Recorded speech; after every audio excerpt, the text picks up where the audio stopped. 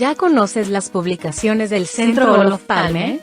Te invitamos a conocer Los Simpson, sátira, cultura popular y poder suave. Escrito por María Cristina Rosas y prologado por el actor Humberto Vélez.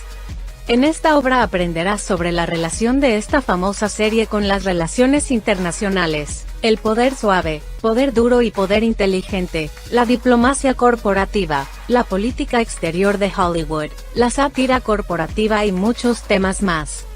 Adquiere ya, Los Simpson, sátira, cultura popular y poder suave. Envíanos un mensaje a través de nuestras redes sociales para adquirir esta y otras obras del Centro Olof Palme México. Contáctanos hoy mismo.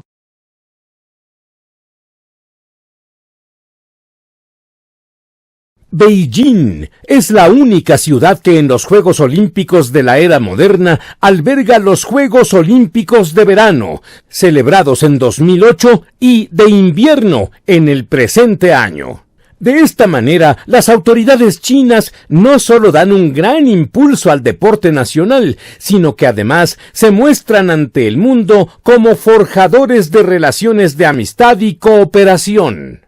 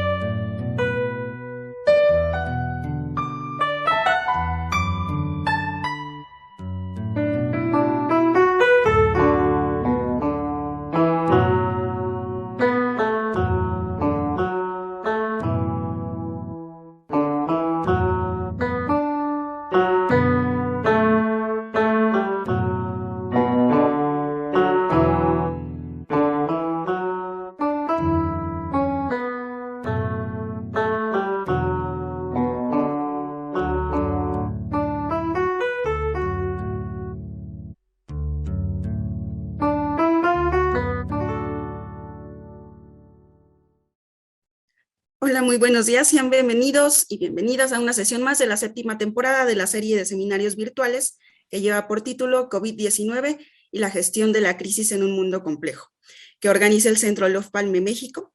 En esta ocasión está dedicado al tema China en el siglo XXI hacia una nueva bipolaridad.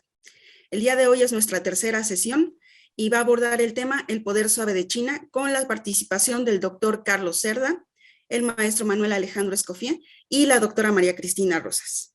Me voy a permitir leer la currícula de todos. En primer lugar, el doctor Carlos Cerda Dueñas es abogado por la Universidad de Guadalajara, maestro en estudios diplomáticos por el Instituto Matías Romero de la Secretaría de Relaciones Exteriores. Es doctor en Derecho por la Universidad de Buenos Aires con especialidad en Derecho Internacional. Colabora en el Tecnológico de Monterrey desde el año 2006 y actualmente es profesor e investigador en el Departamento Regional de Ciencia Política y Relaciones Internacionales de la Escuela de Ciencias Sociales y Gobierno en el Campus Guadalajara. Pertenece al Sistema Nacional de Investigadores y es miembro fundador de la Red Mexicana de Estudios en Cooperación Internacional y Desarrollo y asociado de la Red Española de Estudios de Desarrollo.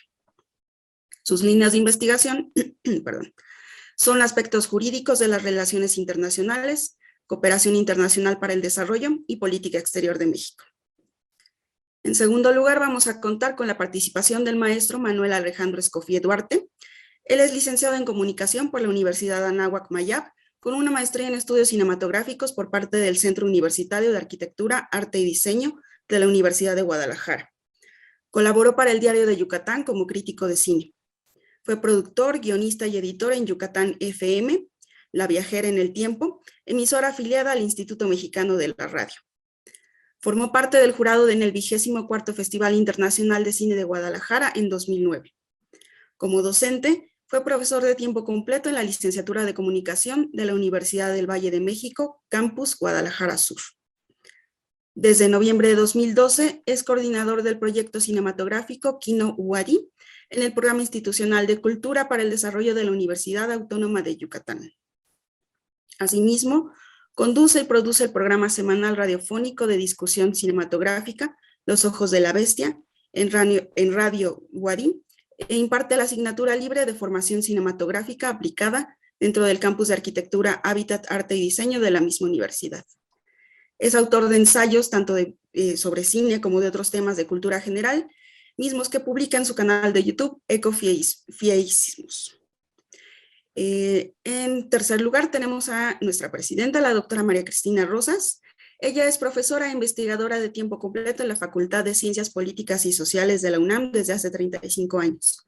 Es doctora en Relaciones Internacionales por la Facultad de Ciencias Políticas y Sociales de la UNAM.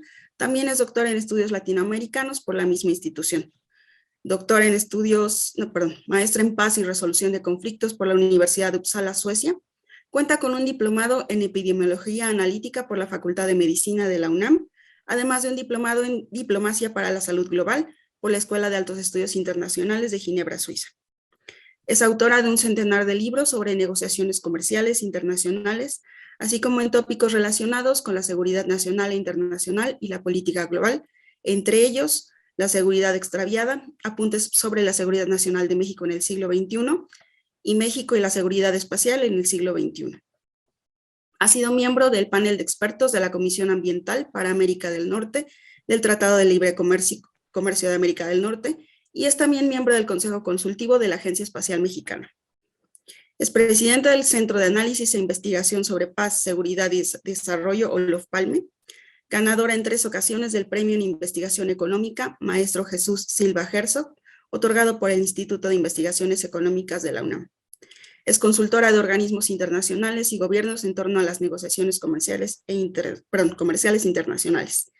Pertenece al Sistema Nacional de Investigadores y es columnista en revistas Etcétera y Alcaldes de México, en el diario Rio Grande Guardian, miembro del Consejo Editorial de Globalítica, al igual que comentarista sobre temas internacionales en diversos medios nacionales y extranjeros. A continuación le voy a dar la palabra al doctor Carlos Cerda Dueñas, que nos va a hablar sobre los ODS y la diplomacia del panda.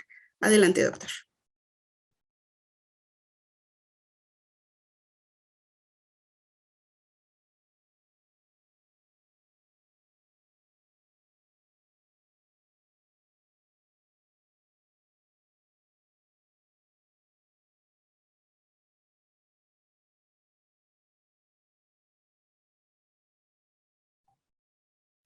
Bien, ahora sí me escuchan, ¿verdad? Porque ya 2 años con la tecnología y todavía seguimos equivocándonos, ¿verdad?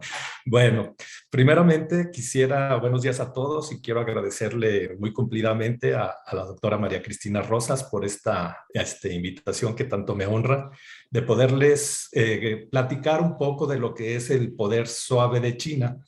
El poder suave de China, o sea, si habláramos de esto, pues también aquí China es potencia, indudablemente, ¿no?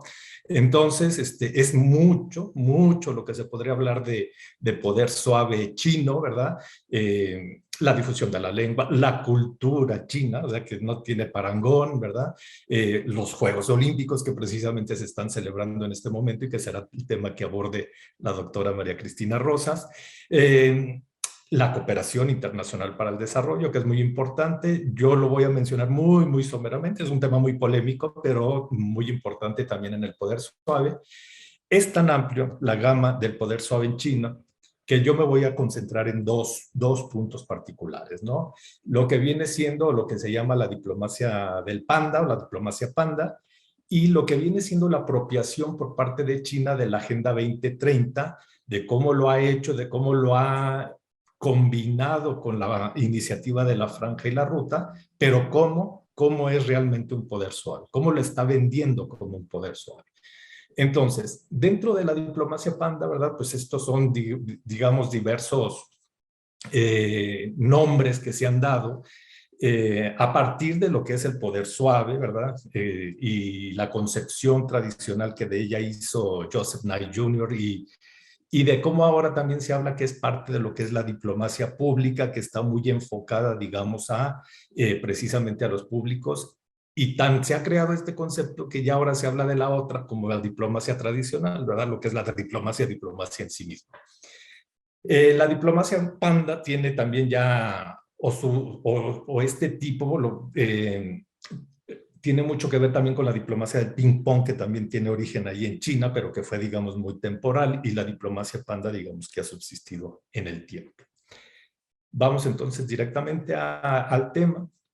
El regalar, digamos, el donar como ejemplares de osos pandas por parte del gobierno chino tiene también mucho, pero mucho tiempo. Se habla incluso que en la antigüedad las dinastías ya lo hacían, pero está más documentado y está muy, muy enfocado en lo que son las relaciones internacionales, sobre todo después de la Segunda Guerra Mundial. Se dice que la esposa de Chiang Kai-shek fue también la que utilizó esta figura. Luego vino Mao y también la utilizó. Y durante mucho tiempo, bueno, se dieron cuenta que era una herramienta muy importante de lo que es el poder suave. Y México fue beneficiario, digamos, de este poder suave, ¿no? En 1975, siendo el presidente Luis Echeverría, que fue precisamente el que establece las relaciones con la República Popular China en 1972 y que se está cumpliendo el cincuentenario, 3 años después se reciben 2 ejemplares de pandas como parte de todo este entramaje que hacía precisamente el gobierno chino para acercarse a los pueblos. Yo sostengo la hipótesis de que, porque fuimos el único país latinoamericano que recibió pandas, ¿no? Entonces, sostengo la hipótesis de que quizá China creyó que México le podía ayudar al reconocimiento, sobre todo en su área de influencia, que es Centroamérica, pues cosa que no sucedió, ¿verdad? Porque todavía Belice, Guatemala y Honduras siguen reconociendo a Taiwán, y que incluso esto cambió a partir del 2007, que cuando Costa Rica reconoce a la República Popular China y que fue el primer país centroamericano que lo hizo, ¿verdad? Hoy se habla mucho, Nicaragua lo acaba de hacer, ahí ha habido intermitencias. Se habla mucho que con la llegada al poder de Xiomara Castro a Honduras, muy probablemente, ¿verdad? También ahí hay un viraje, no sabemos qué va a suceder, eso es mera especulación. Pero bueno, regresándome a México, en 1975 se reciben los 2 famosos ejemplares, ¿verdad? Pepe y Yin Yin, ¿verdad? Que obviamente pues fueron aquí muy acogidos, porque voy a hablar de lo que es realmente el panda como si, ¿no? Como ejemplar, como especie animal, ¿verdad? Tiene un carisma que no tienen muchas otras piezas. O sea, Australia utiliza el ornitorrinco y utiliza el koala, pero no lo hace con la misma intención y no, o sea, no tiene el mismo impacto que tienen los pandas. Vamos a ver ahorita, por ejemplo, cuando va el presidente Xi Jinping a una reunión, es parte de la agenda hablar de los pandas, ¿verdad? O sea, eso no se da en otros países, ¿verdad? Tenemos también la gran fortuna, ¿verdad?, de que Pepe y Yin Yin pues fueron prolíficos, ¿verdad?, y tuvieron descendencia. Entonces, tuvieron varios. Una de sus hijas, digamos, es Towi, ¿verdad? Towi, que es o que en su momento causó una revolución, ¿verdad? Los que ya pintamos cabanas, pues nos acordamos perfectamente de lo que significó el nacimiento de Towi. Después de un fracaso que habíamos tenido porque se había muerto uno que había nacido también ahí en el zoológico de Chapultepec. Towi no tenía nombre chino, como se acostumbra a ponerle a los pandas, ¿verdad? Nombres chinos. Towi es un nombre tarahumara que significa niño.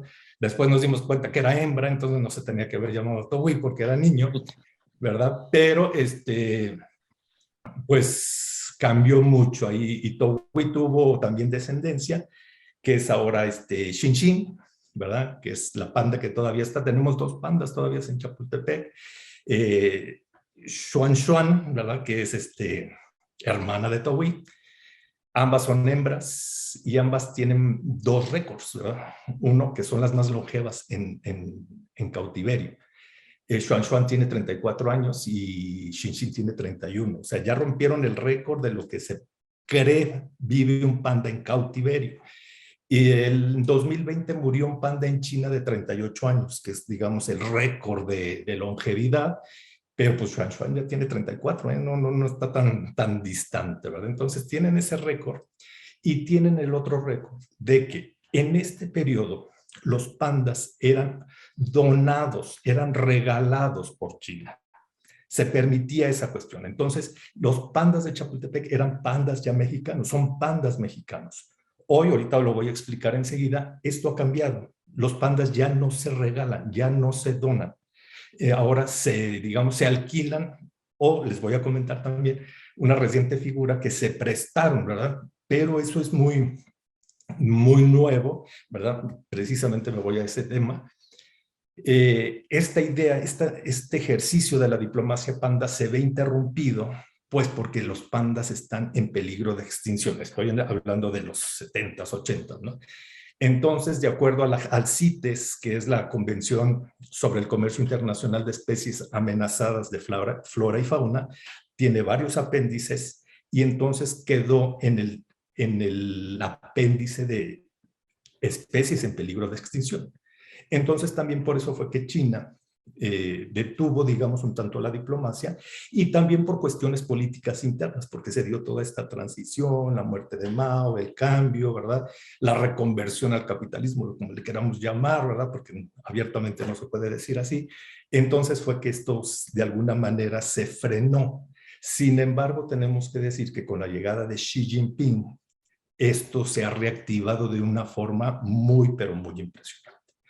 Entonces, la cuestión está que cuando se retoma esta diplomacia panda, ya se hace con las nuevas figuras jurídicas. Se supone, y aquí lo tengo que decir así, se supone, ¿verdad?, que el hecho de que ahora no se puedan donar pandas y que sigan perteneciendo a China, porque esa es otra de las reglas que se han puesto. Si un panda nace en cautiverio, por ejemplo, acaban de nacer unos en Francia, o vimos que nacieron unos en Canadá, estos pandas, aunque no hay jus soli, ¿verdad? Hablando desde el punto de vista jurídico, ¿verdad? No se reconoce el derecho del suelo, sino solo el jus sanguinis, el derecho de la sangre, y se consideran chinos. Pertenecen al pueblo chino, no pertenecen ya al lugar donde hayan nacido y se tienen que devolver. Entonces, ¿verdad?, que ha sido una tragedia. En Tailandia, ¿verdad?, cuando se tuvo que regresar porque se terminaba. Miren, en Tailandia había un canal de televisión, ¿verdad?, que todo el tiempo monitoreaba el panda. Entonces la gente adoraba el panda y cuando se terminó, o sea, era una tragedia nacional. De tal suerte que el gobierno tailandés tuvo que negociar que se quedara el panda y lograron, porque estos contratos de los que yo les estoy hablando, el contrato de alquiler son por 10 años. Entonces, acá esta renovación, que era algo nuevo, porque no se había visto, se hizo por 15 años. Pero fue la presión del pueblo tailandés que no quería perder a su panda, ¿no? Entonces, aquí en la fotografía de la diapositiva es un panda que estaba en Malasia y pues que tiene que regresar a China porque es la regla. Entonces, por eso ahí ten un viaje seguro, ¿no? Les decía entonces que esta figura de no poder donar, de tener que alquilarlos, se supone que no es una iniciativa china.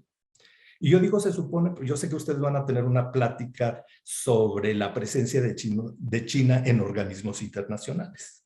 Entonces, pues tienen un amplio poder de cabildeo. Entonces, quizá, estoy especulando, ¿verdad?, quizá los mismos chinos lograron que fuera uno de los órganos del CITES los que determinaran que ya China no podía donar pandas y que todos los pandas, esa es una resolución dentro del convenio. Pero bueno, los que especulamos decimos, pues creemos que China fue el que cabildeó que eso fuera así, porque pues así le convenía. Entonces ahora todos los pandas que nacen incluso en el extranjero se consideran chinos, menos dos, Xinxin y Xuanxuan. Ellos son, ¿verdad? Ellos tienen CURP y pasaporte mexicano, ¿verdad? Entonces, hasta su INE por ahí deben de tener. Entonces, Xi Jinping ha sido muy, pero muy astuto, inteligente, como le quieran decir, en retomar esta figura, que él sabía que, pues, hablo aquí del carisma ¿no?, de los pandas, ¿verdad? Porque ninguna especie animal provoca lo que provoca el panda en este contexto, ¿verdad? En este contexto. Entonces, él ha utilizado mucho esta herramienta bajo la figura de, como yo les decía, el alquiler. Entonces, las reglas del alquiler son por 10 años. Se tiene que pagar aproximadamente $1 millón anuales, ¿verdad?, más otros gastos de operación. Hay reglas donde los lugares no es cualquier lugar donde se puede poner, hay que habilitarlos previamente y China tiene que dar el visto bueno. Y dentro de esta, digamos, monto de alquiler, el 80% se tiene que destinar a la investigación para la conservación de los pandas. Entonces, ahí ahorita también me voy a referir a eso porque también eso ha provocado polémica. Entonces, yo les decía, ¿no? Hay veces que Xi Jinping va de viaje o recibe a jefes de Estado y uno de los temas para tratar es la posibilidad, ¿verdad?, de tener pandas. Y entonces Xi Jinping también juega con eso, ¿verdad? Entonces pues, lo vamos a estudiar, vamos a ver, necesito ver cómo va allá cuántas especies tenemos, etcétera, etcétera. Pero bueno, aquí tenemos en las gráficas de la diapositiva a la ex canciller alemana, ¿verdad? Pues que obviamente el tema es ahí el panda, y abajo está la reina de Dinamarca, que también fue a inaugurar, ¿verdad?, el pabellón de los pandas. Hay una excepción, ¿verdad? Todos dicen que toda regla tiene una excepción, y la excepción es Rusia. A Rusia le acaban de prestar 2 pandas. A Rusia no se los alquilaron, se los prestaron. Una figura completamente diferente, ¿verdad? Entonces, acá podríamos hablar de comodato, préstamo, ¿no? Por 15 años, no son 10 años, que es la regla del alquiler, son 15 años, ¿verdad? El objetivo es la investigación, ¿verdad? Quieren ver cómo los pandas se comportan en Moscú, ¿verdad? Sí, qué interesante, ¿no? Pero veamos, ¿no? O sea, China y Rusia son BRICS. China y Rusia comparten espacio en la Organización para la Cooperación de Shanghái. La semana pasada, ustedes lo recuerdan, pues Putin fue a la inauguración de los Juegos Olímpicos y bueno, pues aprovechando, ¿verdad?, en la crisis de Ucrania, dijo, pues ¿con quién creen que yo estoy?, ¿verdad? Casi abrazando a Xi Jinping, ¿verdad? ¿De qué lado creen que estoy yo? Entonces no es gratuito, ¿verdad? No es gratuito que pues a Rusia no le cobren, ¿verdad? Entonces, en el caso de Rusia son préstamos. Y esa es la manera en que el presidente Xi Jinping está utilizando esta diplomacia que le ha redituado muchos beneficios, ¿verdad? Con la pandemia también como que se enfrió el tema, pero pues yo creo que lo va a retomar. Esto no deja de tener polémica. Ya una parlamentaria en la Unión Europea dijo, a ver, que se averigüe de los pandas que están en Europa, ¿verdad?, que son una veintena, ¿verdad? Si realmente lo que se paga va a la investigación, ¿verdad? Bueno, porque ¿quién va a ir a investigar? ¿Quién se va a meter, ¿verdad?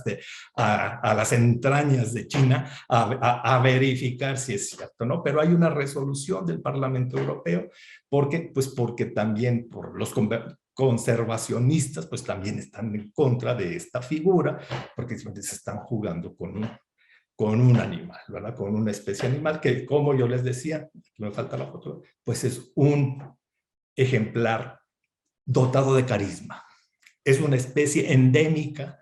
Solo China puede utilizar eso. A mí me preguntaba una alumna, oiga, profesor, ¿y nosotros qué podemos usar?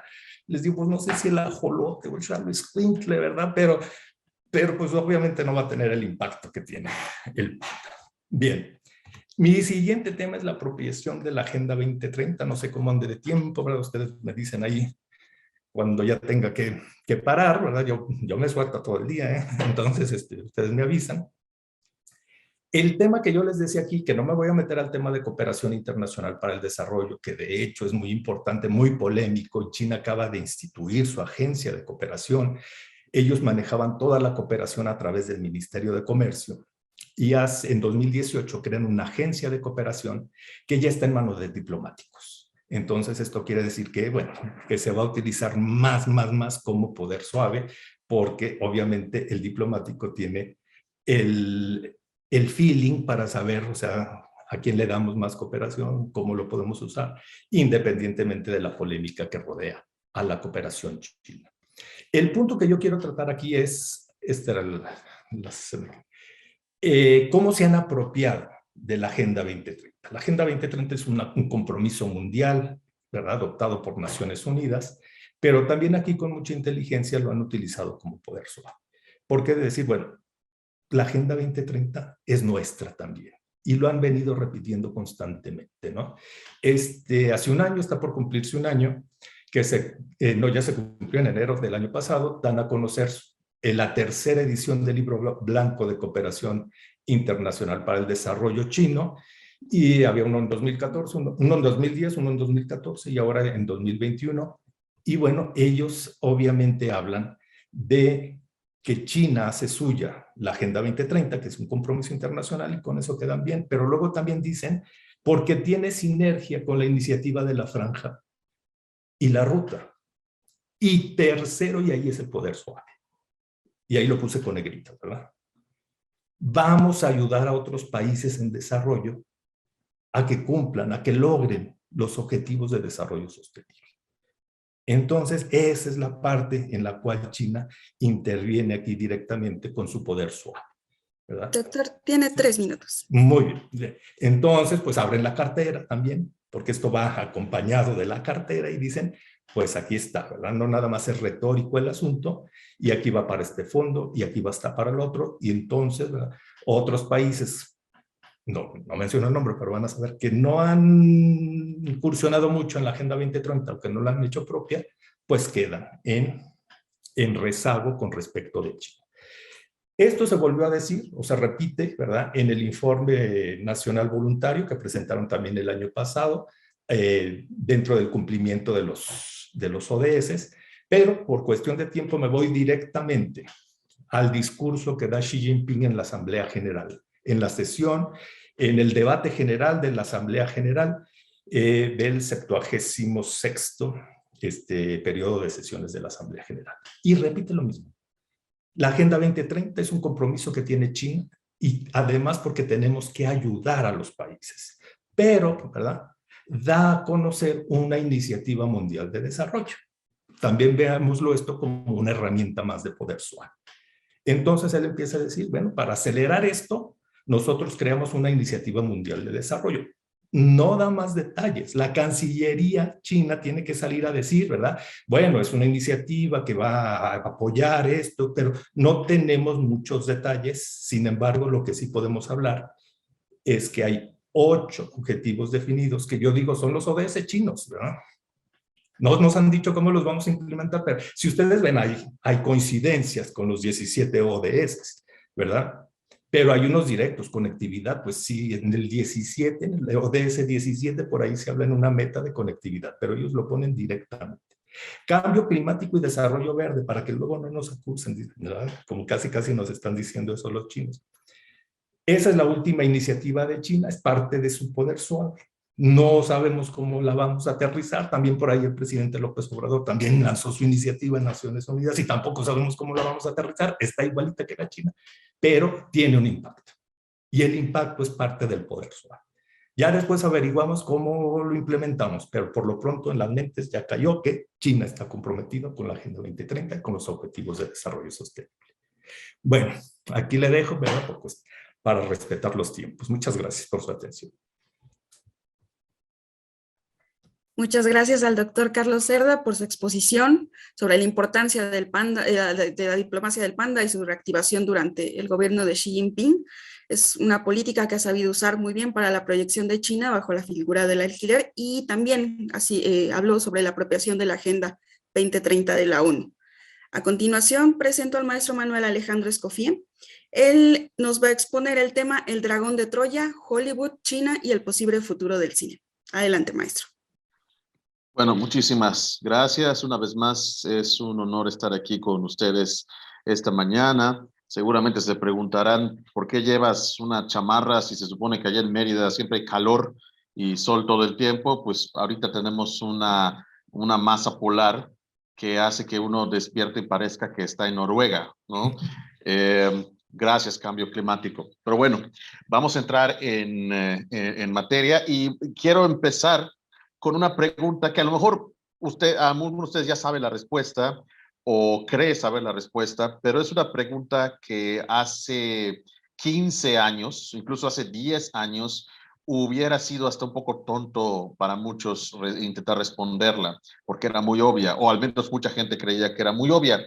Antes de que iniciara la pandemia, o sea, en términos generales, ¿cuál era el país que más consumía cine de Hollywood en el mundo?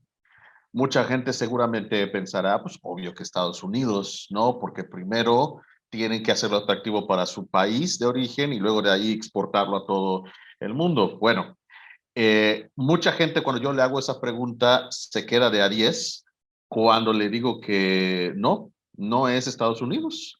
tampoco es México, tampoco es ninguna parte de América Latina. Era y sigue siendo en muchos sentidos. La siguiente, por favor, para efecto dramático. China, exactamente. O sea, ningún otro país en el mundo cuenta con mayor número de gente que paga boleto por ir a ver, sobre todo blockbusters, sobre todo películas de gran presupuesto, con miles de efectos especiales, con una amplia campana de difusión, todo lo que es el cine comercial, todo lo que son franquicias, ya sean los Harry Potter, ya sean los Star Wars, ya sean los Marvel, DC, cualquier tipo de franquicia.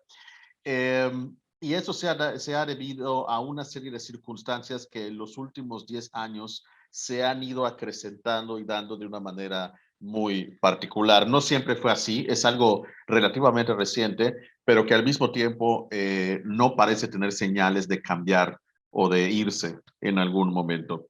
Siguiente, por favor. Ok, solamente para que tengan una idea, un ejemplo de hasta qué punto China ahora está compenetrado simbióticamente con la industria hollywoodense. Ustedes seguramente no reconocerán el logo de esta empresa, Wanda Group.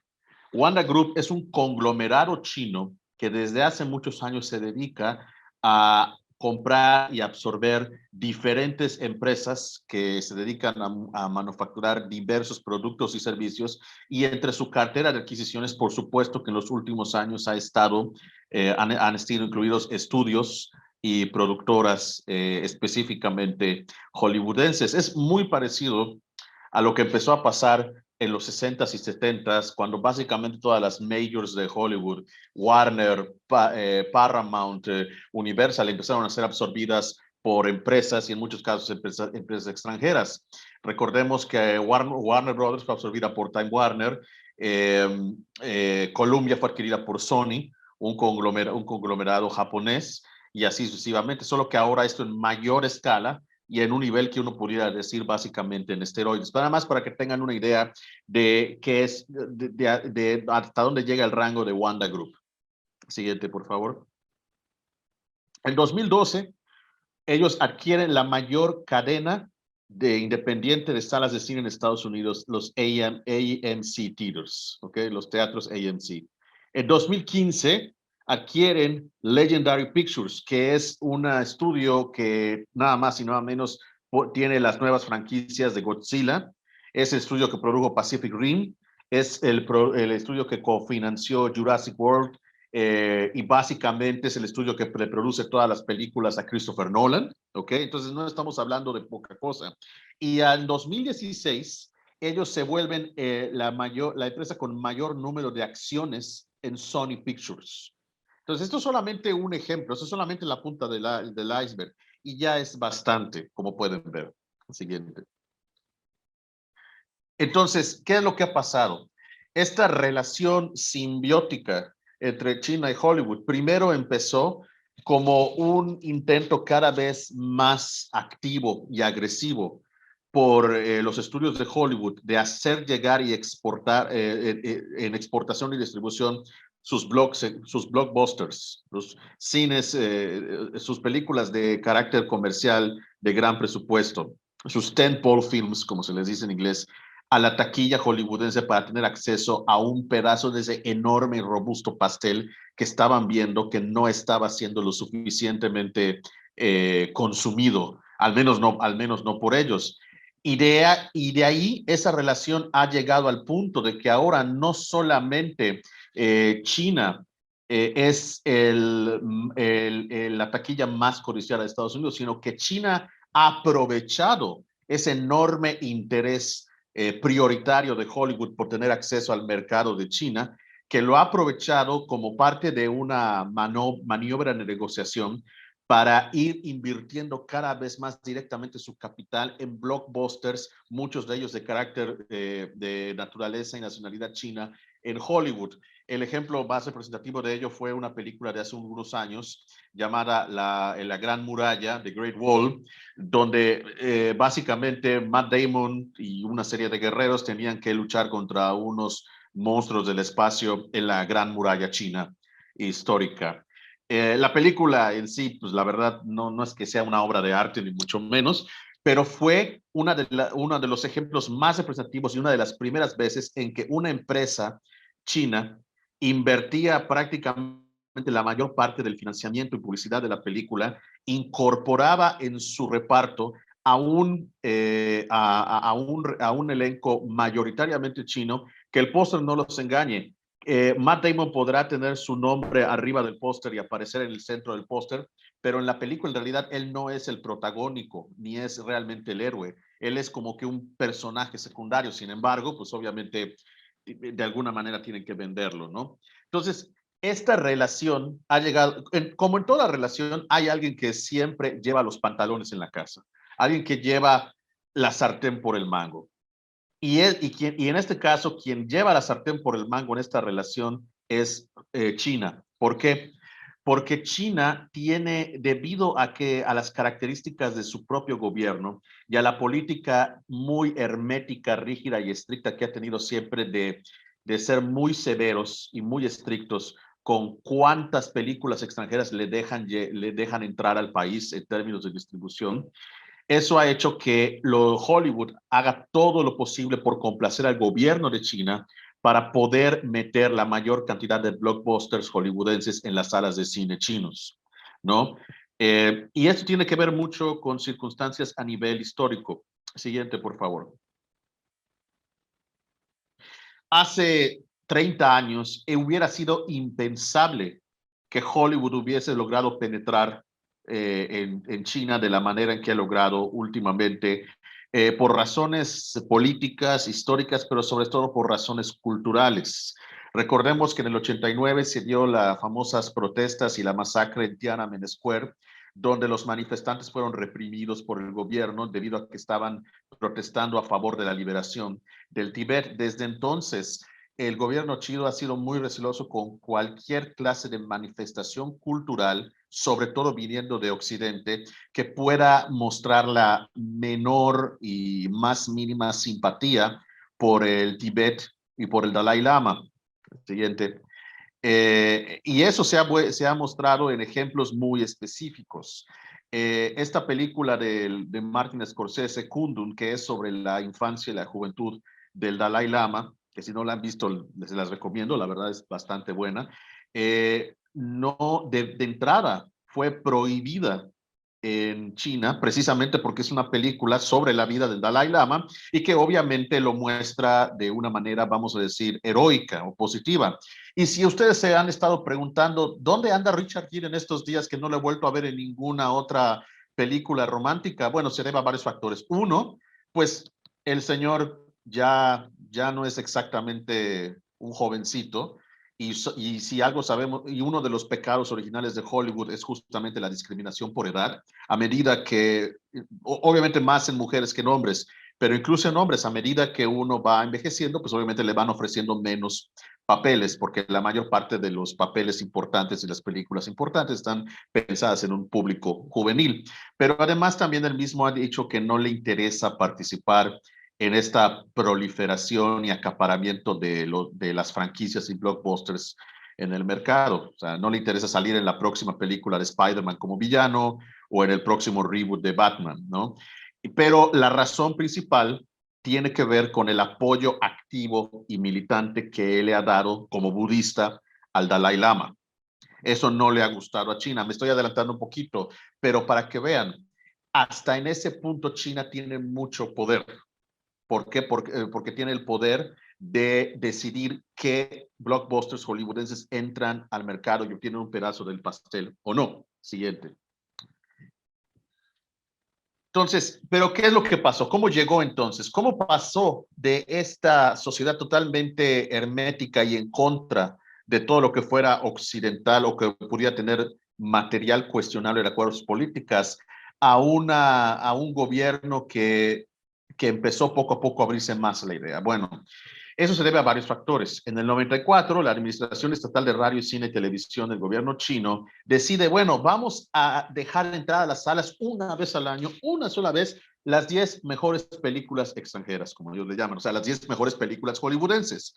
Y en esa época había muy pocas salas de cine en China. Estamos hablando de que, fíjense, chequen los números, en el 2000 había 2,000 salas de cine, ¿ok?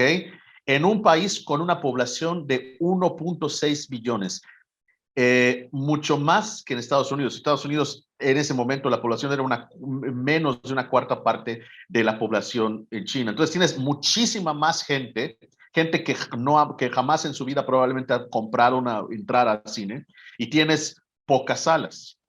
Entonces, ¿qué es lo que pasa?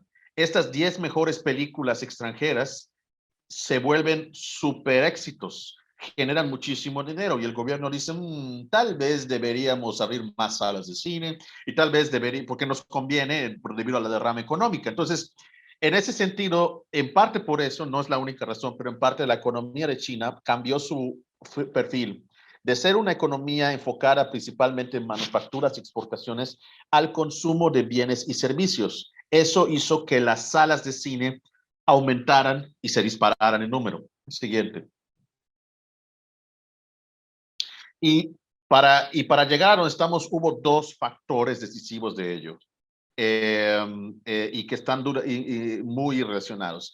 La empresa IMAX, esta empresa que dedicada a manufacturar las pantallotas en las que se estrenan todas las grandes producciones hoy en día, esas famosas pantallas gigantes IMAX, originalmente eran una empresa que las fabricaban para proyectar documentales científicos y documentales de la naturaleza, pero querían expandir su mercado, y ninguna sala de cine estaba interesada en adquirir esta tecnología. Pero luego dijeron, en China hay cada vez más demanda por salas de cine, y no hay salas de cine. Entonces ellos fueron la primera empresa en llegar a un acuerdo exclusivo con el gobierno chino durante muchos años para que todas las salas de cine básicamente tuvieran esta tecnología IMAX. Y cuando llegó Avatar, en 2011, si no me equivoco, eso fue lo que abrió por completamente abrió la bolsa completamente. ¿Por qué? Porque recauda 4 veces más en China lo que terminó recaudando en Estados Unidos. Y eso que en Estados Unidos rompió récords de taquilla. Y además, 25 de esos 204 millones de dólares que recaudó en China fueron en salas que la proyectaron en formato IMAX. Entonces, ahí fue cuando Hollywood dijo, necesitamos llevar más salas IMAX a China, y necesitamos hacer más de este tipo de películas que se prestan a que los chinos vayan a ver cosas que nunca habían visto antes. O sea, esta cuestión del 3D y la tecnología que en su momento mucha gente pensó que era revolucionaria, de James Cameron, de estas gráficas computarizadas. Pero además, Avatar, aquí hay una cuestión cultural en juego también. Avatar no solamente fue un éxito de taquilla, fue un fenómeno. ¿Por qué? Porque fue la oportunidad perfecta para que la clase media que estaba empezando a emerger en China, pudiera mostrar su valor adquisitivo, incluso presumir de haber pagado un poco más por ver una experiencia que quizás la mayoría de todos los demás no hubiera podido ver debido a su condición económica. Era como darse el lujo de ir de viaje o de paseo a un lugar exótico. Entonces, por eso los chinos se volvieron locos por este tipo de películas. Y otras cosas pasaron a partir de eso, que acrecentaron que cada vez Hollywood dependiera mucho más económicamente de China. Siguiente, por favor. Entonces, ¿qué es lo que pasa? A partir del 2012, el gobierno abre muchísimo más su política de permitir películas extranjeras, y de 10 pasa a decir, vamos a dejar 14 al año, siempre y cuando fueran en 3D o en formato IMAX. ¿Por qué? Porque ahí es donde está el dinero. Entonces, Hollywood dijo, ok, vamos a seguirles dando todo eso, y mientras nosotros podemos seguir teniendo nuestras ganancias e ingresos aquí a nivel nacional en Estados Unidos. ¿Por qué? Porque hasta ese entonces, ¿qué es lo que pasaba? una película blockbuster una película de gran presupuesto, una tentpole film, como se le dice, podía darse el lujo de quizás no duplicar o triplicar su recaudación en taquilla o incluso no hacer dinero siempre y cuando lo recuperara en las ventas de DVDs y Blu-rays, así como en otros mercados internacionales y por supuesto también por todas las comisiones que se llevaban en la transmisión de televisión y otros medios. Pero ¿qué es lo que pasa? En 2008 llega la recesión económica que pega muchísimo, muy fuerte a todos, inclusive a Hollywood, y eso hace en gran medida que la gente compre menos DVDs y Blu-rays. Entonces, ese enorme filón, ese colchoncito económico con el que Hollywood siempre contaba para poder darse el lujo de producir películas que no fueran franquicias, que no fueran superhéroes, producciones medias que podían darse el lujo de perder dinero o no hacer tanto dinero como esas otras, dejaron de hacerse cada vez menos, se hicieron cada vez menos y por eso se fue priorizando las cosas que eran seguras, franquicias, marcas reconocibles, tal película, tal serie de televisión, tal videojuego, tal cómic, etcétera, etcétera. Y además, para el mercado chino esto era perfecto. Primero, para el gobierno era perfecto. ¿Por qué? Porque este tipo de franquicias, superhéroes, extraterrestres y todo eso, como no tienen una relación directa con el mundo real y con las implicaciones sociopolíticas directas del mundo real, pues no es muy, existe prácticamente una nula probabilidad de riesgo de que puedan tener un elemento subversivo, de que puedan tener información o contenido que cuestione la política de China. No se tienen que preocupar por eso, pero además el espectador chino promedio no le interesa, por ejemplo, el drama de una familia que se está divorciando en Minnesota en los años 70, porque no tiene ninguna relación directa con su cultura. Para ellos es como estar viendo extraterrestres. En ese sentido, prefieren ver verdaderos extraterrestres con verdaderas explosiones y verdaderos rayos láser para poder evadirse. Y además son películas que son tan sencillas en su trama y en su construcción que pueden ser entendidas incluso sin subtítulos, ¿no? Es por eso también que muchas de estas películas, no todas, pero muchas, reciclan básicamente los mismos tramas, argumentos y todo eso, ¿no? Siguiente. Perdón, tiene 3 minutos. Ok, voy a ir rápido. Ahora, estas son películas que fueron, que igual cada vez más hicieron más dinero en China que en Estados Unidos y que ayudaron a marcar esa tendencia. Siguiente, por favor. Ok, ese es el caso de la Gran Muralla China, de la película The Great Wall con Matt Damon. Esa es una cita de su director. Se las voy a traducir en tiempo real. Dice, por primera vez, una película profundamente arraigada en la cultura china, con uno de los elencos formados por chinos más grandes que se hayan formado. Es una película de evento, una película en escala tentpole para una audiencia mundial. Esto es una tendencia que debería ser abrazada por la industria y continuada. Y evidentemente eso fue lo que pasó. Siguiente. Incluso llegó al punto, como les dije, en que China empezó a invertir directamente su dinero en películas como estas. Ninguna de ellas probablemente vaya a ganar un Oscar o la Palma de Oro en Cannes, pero la mensaje era obvio, ¿no? Películas, espectáculo de gran presupuesto que todo el mundo pudiera entender y que no causaran mayor problema a nivel político. Siguiente. Ok, ahora aquí quiero llegar al punto que más me interesa retratar de esto. Esta enorme derrama económica y beneficio para Hollywood ha venido con un precio, yo diría como parte de un pacto faustiano, porque en 2012 sale una película llamada Red Dawn, Amanecer Rojo. No voy a decir Rojo Amanecer para no confundir con otra película. Pero el caso es que esta película, ¿de qué trata? Es un grupo de granjeros militares que tienen que detener a la fuerza una invasión originalmente soviética, porque la película es un remake de una película del 84 donde los malos eran los soviéticos. Entonces, ¿qué es lo que pasa? Para hacerlo más relevante, en 2009, cuando se realizó la película, decidieron que ahora los malos tenían que ser los chinos. Pero ¿qué pasa? La película tuvo problemas de producción, demoró en llegar a salas y cuando iba a llegar a salas se dieron cuenta de que no podemos poner a los chinos como malos. ¿Por qué? Porque ninguna distribuidora estadounidense va a arriesgarse a sacar ampliamente una película que pueda ofender a los chinos. Entonces, ¿qué hacen? Un mes antes de su estreno, usaron tecnología digital para borrar todos los símbolos y uniformes que tuvieran que ver con China y reemplazarlos por el de otro país que nadie se iba a preocupar por ofender. ¿Cuál creen que era ese país? Norcorea. Entonces ahora son norcoreanos. Al fin y al cabo, los norcoreanos, de acuerdo con la visión de Estados Unidos, pues que son un país totalitario, ellos sí tienen todos los elementos para hacerlos malos, no nos, o sea, ¿a quién le va a importar ofender?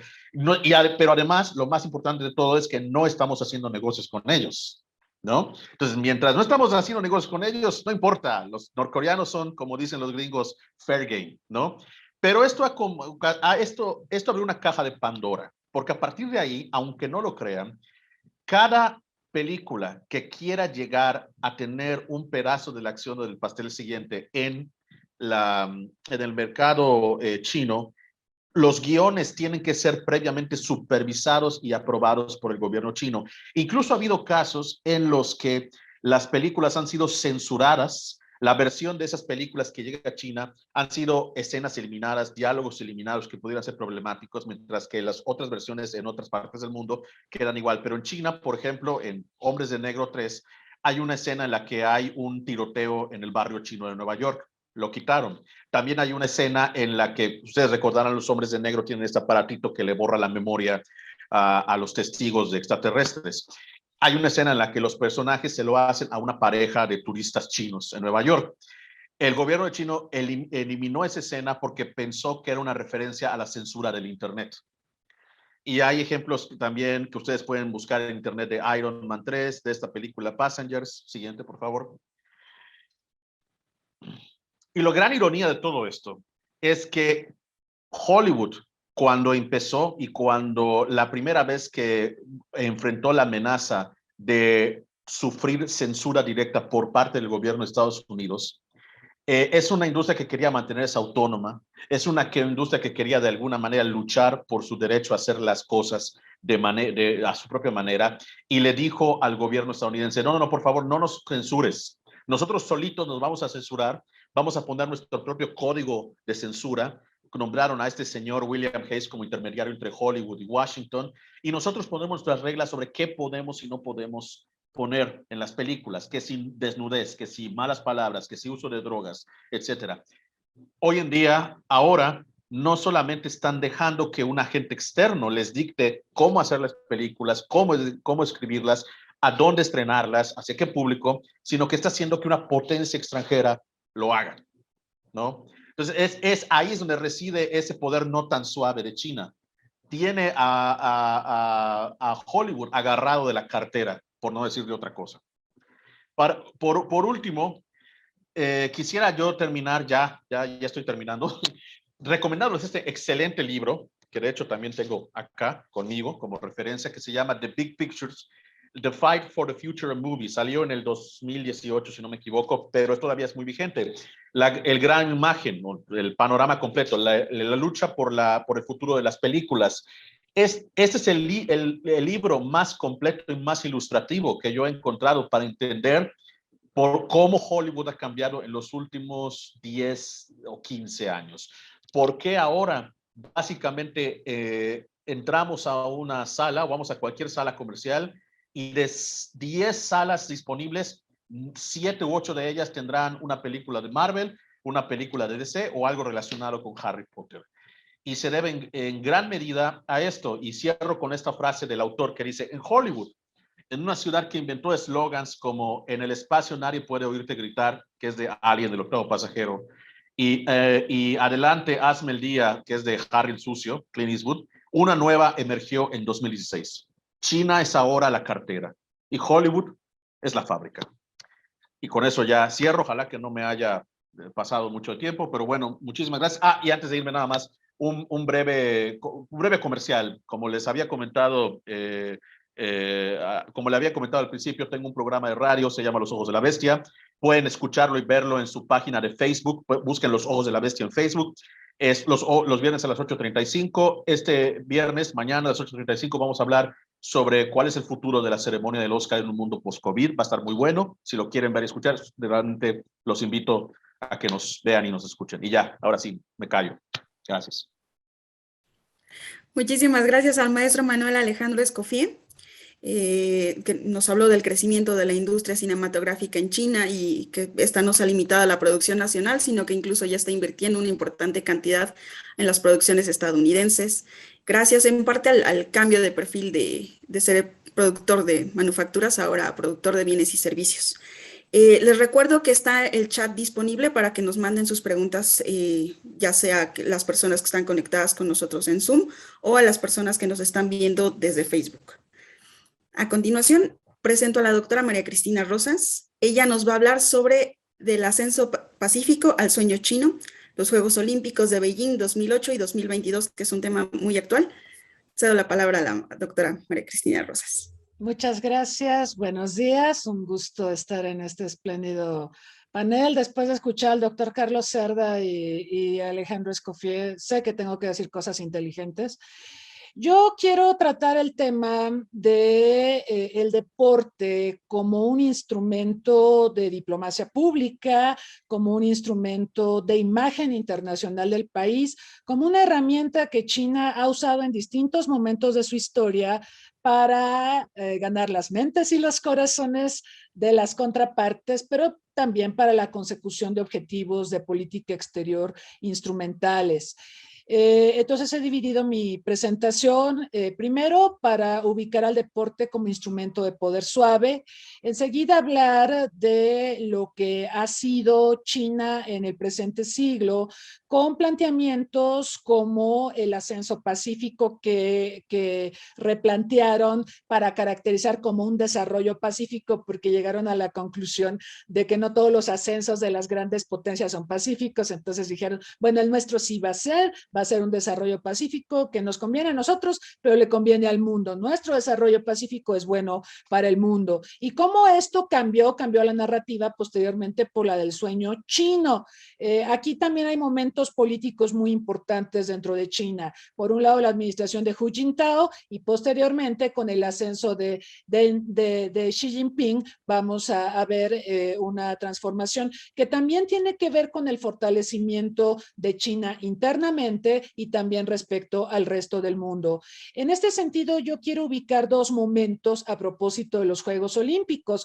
Por un lado, ¿cómo era China en 2008 y cómo es ahora China en 2022? ¿Por qué 2008? Porque ahí China albergó los Juegos Olímpicos de verano, aquí podemos ver a las mascotas. ¿Y por qué 2022? Pues porque China, Beijing, a pesar de no ser una ciudad con mucha nieve, pues ahora está albergando los Juegos Olímpicos de invierno. Bueno, rápidamente hablarles del deporte como instrumento de poder suave y como una herramienta para que China lograra reinsertarse en las relaciones internacionales en el contexto de la Guerra Fría. Les cuento rápidamente, estas imágenes que ven aquí, el muchacho greñudo es un jugador de ping pong que contendió en el Campeonato Mundial de Tenis de Mesa como parte del equipo de Estados Unidos, y quien lo acompaña es el mejor jugador de tenis de mesa de China. Ahí están estrechando sus manos y en la imagen de abajo pueden ver cómo el muchacho estadounidense le está obsequiando está recibiendo más bien un obsequio del chino. Bueno, este hecho fue ampliamente documentado por los medios de comunicación. Ocurrió en Nagoya, como decíamos, en el Campeonato Mundial de Tenis de Mesa. Resulta que el adolescente que vemos aquí es Glenn Cowan, que por un incidente perdió el transporte con su equipo de tenis de mesa de ping pong y entonces abordó el transporte de los chinos. Y los chinos pues estaban cotorreando y demás, y cuando vieron a este muchacho estadounidense pues se quedaron viéndolo, pero rápidamente el líder del equipo, Xuan Zedong, le estrechó la mano y empezaron a conversar con un intérprete, y todo esto fue siendo registrado por los medios de comunicación, de manera que esto para las autoridades chinas fue visto como una oportunidad para ir teniendo acercamientos con Occidente, recordando que en esos tiempos, pues los occidentales reconocían a Taiwán como representante de China. De hecho, Taiwán ocupaba un asiento como miembro permanente en el Consejo de Seguridad de Naciones Unidas, y obviamente el gobierno de Mao Zedong no era reconocido por el gobierno estadounidense. Entonces, bueno, estas fotos de estos deportistas, como les decía, fueron ampliamente publicitadas. Y bueno, al poco tiempo, Mao invitó al equipo estadounidense de tenis de mesa de ping-pong a visitar y jugar partidos amistosos con China. Y al año siguiente, esto es bien curioso, el presidente de Estados Unidos, Nixon, visita a China. ¿Coincidencia? O digamos, o pensémoslo, una forma de empezar a romper el hielo entre ellos, porque además recuerden, en esos tiempos las relaciones entre China y la Unión Soviética estaban prácticamente interrumpidas, estaban en su más bajo nivel, y China buscaba hacerse de un espacio en la Guerra Fría, y para Estados Unidos la Unión Soviética pues era su adversario. Entonces los acercamientos con China desde la óptica de Estados Unidos eran una forma de reequilibrar la balanza del poder, de acotar a la Unión Soviética, y para China, como decíamos, era una forma de reinsertarse en las relaciones internacionales y de buscar, obviamente, la normalización de los vínculos con Estados Unidos, pero también ciertamente regresar a Naciones Unidas con su asiento como miembro permanente en el Consejo de Seguridad. Cuando Nixon, ahí lo pueden ver con Mao, viajó a Estados Unidos, ven ahí esa foto con un panda y ven a la mujer de rojo. La mujer de rojo es Pat Nixon, la primera dama. Y bueno, ella fue llevada por los anfitriones chinos al zoológico y ella quedó embelesada con los pandas, quedó encantada. Y obviamente las autoridades chinas tomaron nota de que a la primera dama de Estados Unidos le encantaron los panditas. Bueno, ¿a quién no le gustan los panditas? Y entonces enseguida procedió lo que comentaba el doctor Carlos Cerda. Estados Unidos envió panditas a Estados Unidos como un hecho que va a anteceder al establecimiento formal de relaciones diplomáticas que se va a dar en 1979. Ya no es Nixon presidente, es James Carter, pero digamos, todos estos son los prolegómenos: la diplomacia del ping-pong, por un lado, la diplomacia del panda, por otro lado. También el equipo de ping-pong de China sabemos que viajó a Estados Unidos y bueno, fascinó, encantó, era parte de la diplomacia pública de China, mostrar que, bueno, aunque fueran comunistas, pues eran personas que apreciaban el deporte, que lo fomentaban, etcétera. Y claro, los chinos siempre han sido muy buenos en el tenis de mesa, así que nos cuentan que por momentos dejaban que sus adversarios estadounidenses ganaran algunos puntos en los partidos, pues para no humillarlos y demás, ¿no? Entonces, pues así funcionó la diplomacia del ping-pong. Y bueno, esto simplemente para decirles que el uso del deporte para fines de política exterior no es reciente, es algo que tiene una historia bastante más larga. Por razones de tiempo, pues no voy a entrar en los detalles de la diplomacia del ping-pong, pero sí quiero hablarles un poco de esta filosofía que China ha emprendido a lo largo del presente siglo, a manera de entablar también un diálogo con el mundo, en el entendido de que China sabe que su prosperidad y su desarrollo depende de una recepción, de una relación más o menos estable y relativamente cordial con el resto del mundo. China ha buscado hacer al mundo interdependiente respecto a los chinos y creo que ha tenido bastante éxito en ello. Lo podemos ver en lo comercial, lo que acaba de explicar Alejandro Escoffier en materia de la industria del entretenimiento de cine es pasmoso, ¿no? Como China ha logrado ser interdependiente o dependiente, si ustedes quieren, a la comunidad internacional respecto al gigante asiático. Entonces, bueno, hablarles de Hu Jintao. Él fue el líder chino entre 2003 y 2013 y durante su régimen se acuñó el término de ascenso Pacífico. Esto se atribuye a Shen Villan. Hay un texto muy famoso que habla del ascenso pacífico y explica en qué consiste. Y bueno, muy pronto esta terminología fue reemplazada por la del desarrollo pacífico, por lo que les decía en el inicio de la presentación, los chinos llegaron a la conclusión de que la palabra Pacific Rise podría ser mal interpretada en Occidente porque no todos los rise son pacíficos. Entonces la cambiaron por el Peaceful Development. Y el Peaceful Development está acompañado de conceptos como la sociedad armónica, o sea, refiriéndose a China, el mundo armónico, pues a propósito de los que tienen relaciones con China, el resto del mundo.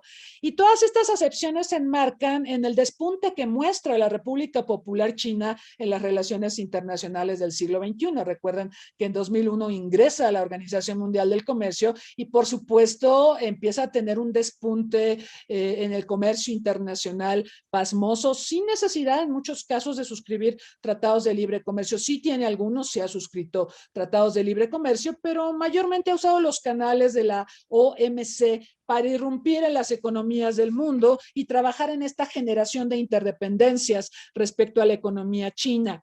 Entonces, bueno, Beijing mandaba el mensaje con este discurso del Peaceful Development de que su prosperidad y pujanza no eran una amenaza. Ustedes recordarán que las percepciones en Occidente siempre han hablado de la amenaza china. Tradicionalmente se ha considerado a China una amenaza. Y entonces China usaba esta premisa del desarrollo pacífico para decirle al mundo, no, no tengan miedo, mi desarrollo es bueno para la comunidad de naciones, va a abonar a un entorno global armónico, es bueno para nosotros, claro, pero lo que más nos importa es transmitir este mensaje de la armonía, ¿sí? Y en este marco se deben entender los Juegos Olímpicos de Beijing de 2008 que transmitían este mensaje de paz, de desarrollo, de armonía, pero que también mostraban a una China moderna, una China pujante, una China que podía también destacar en una serie de disciplinas. Y este es un punto al que también me voy a referir un poquito más adelante, porque a mí me parece que China pues sí es una potencia deportiva en deportes de verano, ¿no? En atletismo, en natación, en ping pong y todo esto, pero no necesariamente en disciplinas de deportes invernales. Sin embargo, pues está albergando unas Olimpiadas de invierno. Bueno, el mensaje más importante del desarrollo pacífico es que a través de un discurso acompañado de acciones como los Juegos Olímpicos, China le hace saber al mundo que no va a utilizar la fuerza ni la coerción para obtener lo que necesita de la comunidad internacional. No me tengan miedo, parece ser el mensaje. Un entorno hostil también, la realidad es esta, un entorno hostil contra China le representaría límites a sus márgenes de maniobra en el planeta y límites a su expansión. China quería asegurar que hubiera apertura para comerciar, para tener intercambios de inversiones, comercio, etcétera, con las naciones. Entonces, la prosperidad china, insistía en ellos, está irremisiblemente ligada a relaciones armónicas con el mundo. Bueno, también los Juegos Olímpicos de 2008, a veces esto se pasa por alto, estuvieron antecedidos por un par de hechos que yo sí quisiera traer a colación. Por supuesto, la epidemia del SARS, el primer coronavirus de 2002-2003, que proyectó una mala imagen de China en el mundo, porque además el manejo que hizo esta epidemia fue terrible, ¿sí? Claro, obviamente esta epidemia le ayudó a aprender lo que no se debe hacer y ahora ha tenido un manejo distinto, bastante draconiano, pero bastante exitoso de la pandemia en su propio territorio, ¿no? Entonces, en 2002-2003 tenemos esta nueva enfermedad, el SARS, que se propaga por el mundo, que provoca una caída del comercio para China, una caída de su PIB, una reducción dramática del turismo. Yo por aquellos años recuerdo que tuve que viajar a China y yo era la única pasajera en el avión. Entonces yo decía, caray, pues es que esto sí está impactando terriblemente a la economía china. Imagínense, un vuelo necesita pasajeros para poder costearse y pues no había pasaje para ir a China en aquellos años. Entonces, esa imagen de un país que no supo manejar una pandemia había que modificarla. Pero también en mayo de 2008, previo a las Olimpiadas, hubo un devastador terremoto, el terremoto de Sichuan. Es el segundo, dicen, más devastador que ha tenido China en la era moderna. por lo menos después de los 70. Y este fue un terremoto que provocó casi 70,000 muertos, 374,000 heridos, una destrucción de infraestructura bárbara, 17,000, casi 18,000 personas desaparecidas, y todo el mundo, a pesar de que pues había pues muchos reclamos del mundo por el tema de derechos humanos, por el Tíbet y demás, todo el mundo se condolió. De China le ofrecieron asistencia. China también aprovechó este percance, esta fuerza de la naturaleza, para mostrarse ante el mundo como capaz de dar respuesta al cataclismo. Entonces, todo esto son los prolegómenos de los Juegos Olímpicos de 2008, mostrar a una China que puede salir adelante en medio de la adversidad. El sueño chino pues es un concepto que nace ya cuando la era de Hu Jintao está terminando y está llegando Xi Jinping. Aquí los pueden ver. Xi Jinping llega a la presidencia china y cambia la narrativa del ascenso pacífico. Y esto pues lo podemos interpretar como el hecho de que China usó la narrativa del ascenso y del desarrollo pacífico mientras quería posicionarse en el mundo. Pero a mí me parece que China ya está en una posición de predominio en muchas esferas. Hace un momento se hablaba de Hollywood, pero también podemos hablar de las esferas económicas, de la alta tecnología, del 5G. Podemos hablar del desarrollo espacial. China este año termina de articular su propia estación espacial internacional con recursos propios, porque está excluida de la Estación Espacial Internacional. Entonces, China ya es potencia. O sea, en 2008 podíamos decir que estaba ascendiendo, que estaba posicionándose. La diferencia con la era de Xi Jinping es que Xi Jinping ha estado trabajando en esta idea del sueño chino, en que China se convierta en potencia y pues ya ocupe un lugar preeminente en las relaciones internacionales. Ahora, ¿qué es el sueño chino? Rápidamente comentarles, hay dos eventos muy importantes. Uno de ellos lo atestiguamos el año pasado, el centenario de la fundación del Partido Comunista Chino, y otro que se viene en 2049, que podemos pensar, uy, falta mucho, pero ya ven que el tiempo vuela, que corresponde al centenario de la Revolución.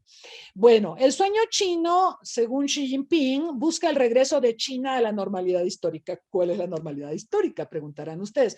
Bueno, es aquella en la que China era un imperio de gran envergadura, pero este imperio, recordamos, se vio abruptamente disminuido por las guerras del opio, por la llegada de los occidentales, y esta es la época de los agravios, que los chinos ubican entre 1841, guerras del opio, y que culmina en 1949 con el triunfo de la revolución y con Mao.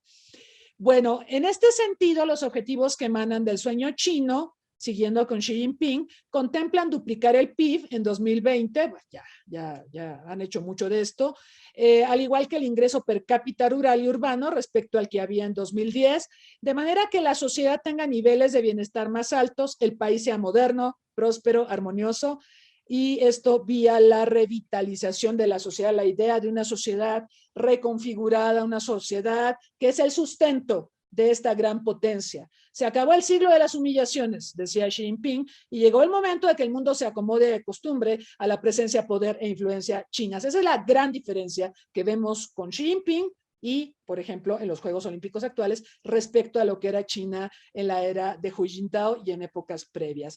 El presidente chino es asertivo. Fue en 2013 que da a conocer la nueva ruta de la seda, que inicialmente estaba circunscrita a obras de infraestructura en países vecinos, pero que al paso del tiempo se ha transformado en una ambiciosa red de infraestructura, ya lo explicaban aquí, y que involucra al mundo.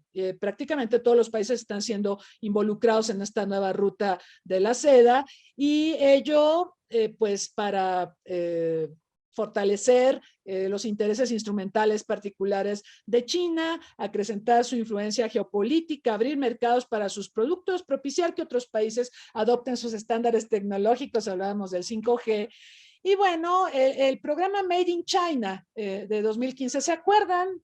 Seguramente todos los que estamos aquí, hasta los más jovencitos, ¿se acuerdan que hasta no hace mucho teníamos esta percepción de que los productos chinos eran de mala calidad? ¿No? Comprábamos algo y decíamos, ay, seguramente lo hicieron en China porque compré unos guaraches y ya se me rompieron, ¿no? Bueno, pues el Made in China, de los productos de mala calidad, ha cambiado.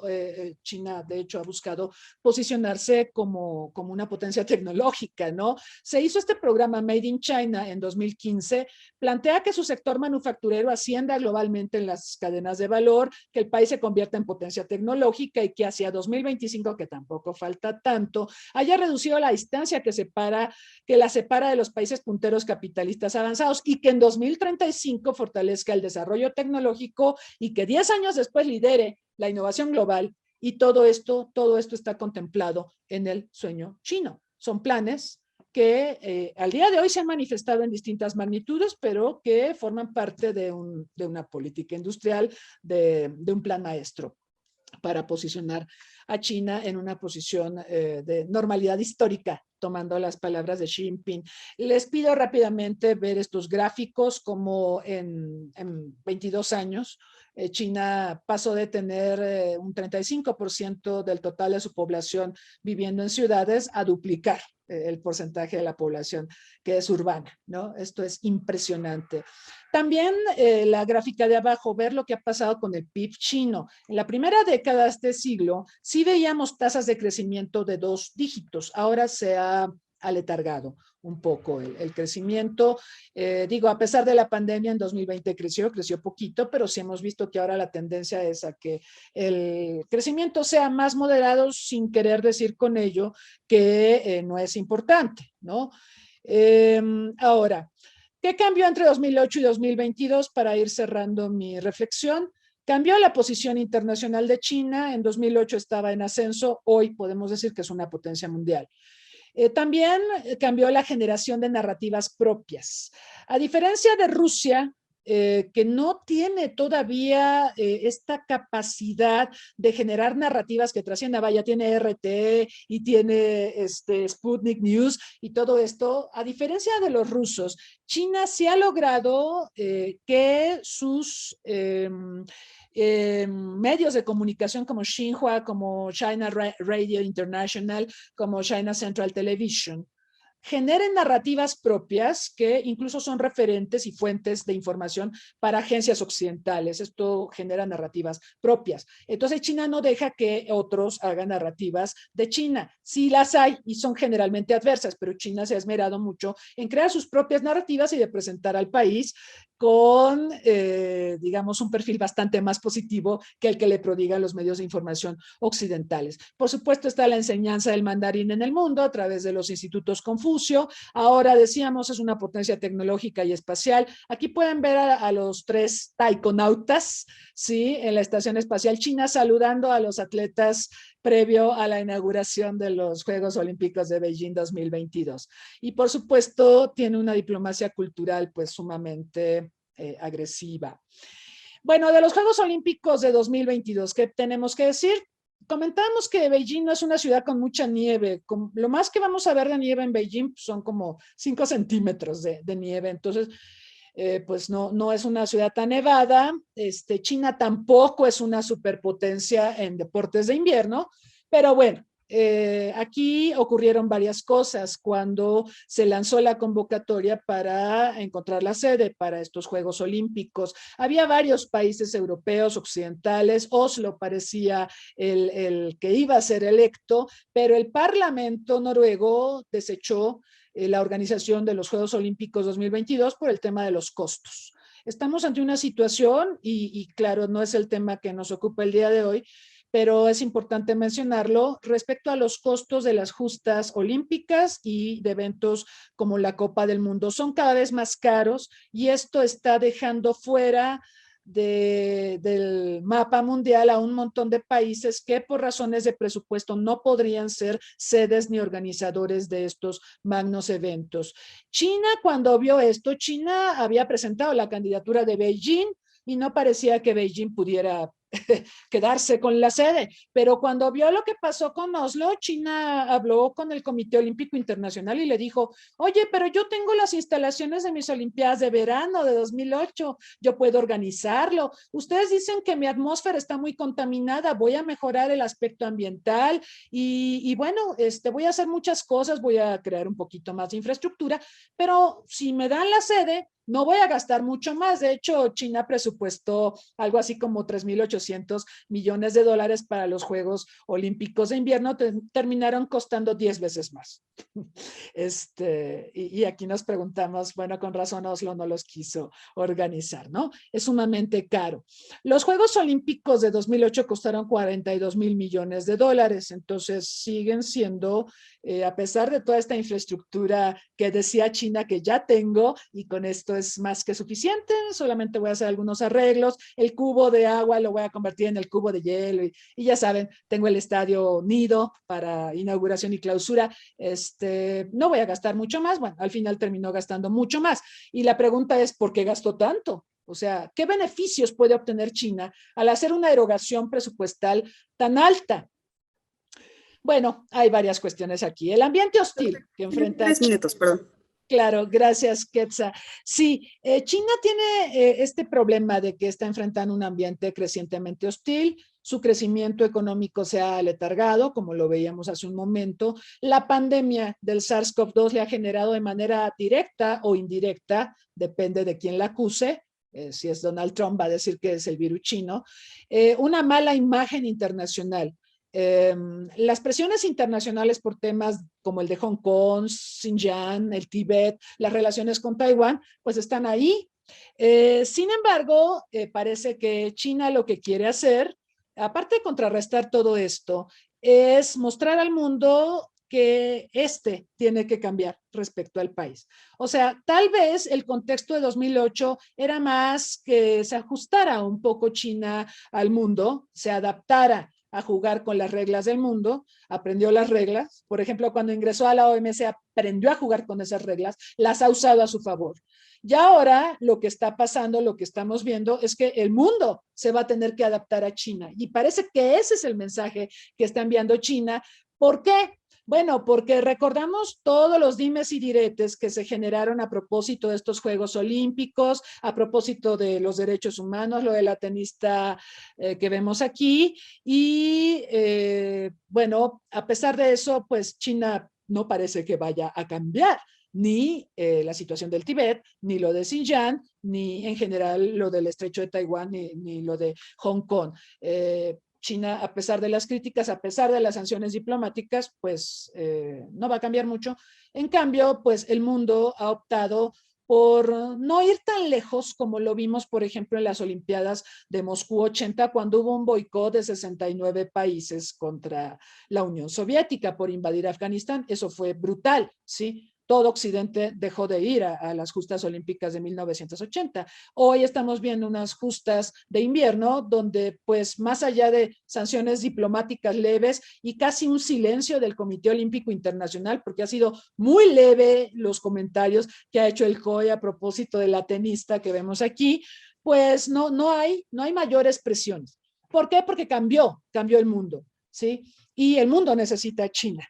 Eso es lo que China quería lograr, creo que lo ha hecho bastante bien. Y el otro tema, pues es esta imagen que le dio la vuelta al mundo, la presencia de Vladimir Putin el día de la inauguración de los Juegos Olímpicos, lo estaban mencionando los colegas hace un momento, que acaparó los reflectores, pues porque en estos momentos hay una crisis a propósito de Ucrania y China en cierta forma muestra un apoyo a Putin. No es un apoyo incondicional porque China, como decíamos hace un momento, sigue enfrentando un ambiente internacional hostil, pero quiere salvaguardar los mercados internacionales y no quiere que, por ejemplo, Europa vea a China tan cerca de Rusia que en un momento dado esto pudiera impactar en el comercio y las inversiones que tiene China en Europa o viceversa, ¿no? Entonces, hay que verlo también en esos términos. Y ya para terminar, muestro un par de imágenes, medallas que ha obtenido China en Juegos Olímpicos de verano, pues en las Olimpiadas del año pasado en Tokio fue el segundo detrás de Estados Unidos, obtuvo 88 medallas frente a 113 de Estados Unidos, está bien posicionado en los Juegos Olímpicos de verano, es una potencia deportiva de verano y bueno, ahí pueden ver históricamente cómo se ha ido posicionando. Por supuesto, su mejor desempeño fue en los Juegos Olímpicos de 2008, porque siempre pasa, ¿no? Que cuando los tienes en casa, como tienes el apoyo de tu público, tus atletas se sienten muy estimulados. Le pasó a México, ¿no? Cuando fue sede de las Olimpiadas del 68. 2008. Han sido nuestras mejores Olimpiadas, ¿no? Y bueno, vean cómo se ha desempeñado en las Olimpiadas de invierno. Se fue en blanco en 80, en Lake Placid, en Sarajevo, en Calgary, empezó a tener medallas en Albertville, pero sus mejores récords han sido en Turín en 2006, en Vancouver en 2010, 11 medallitas es lo más que obtiene. China no es potencia mundial en juegos de invierno. Estos juegos, pues usando las palabras del señor presidente, son más bien como fifís, ¿no? Son Juegos Olímpicos para países ricos y desarrollados. Vean quién encabeza los medalleros, por lo menos en las Olimpiadas de Corea del Sur de hace 4 años fue Noruega, Alemania, Canadá, Estados Unidos y bueno, por supuesto Rusia, ¿no? Los que son las potencias en competencias invernales. Por lo demás, creo que hemos transitado también a un esquema a propósito de costos, de organización, de obras de infraestructura para justas deportivas. Hemos transitado el Citius, Altius, Fortius, ¿se acuerdan de esto? El más alto, el más fuerte, el más rápido. Ya transitamos al Opulentissimis, ¿sí? El más rico.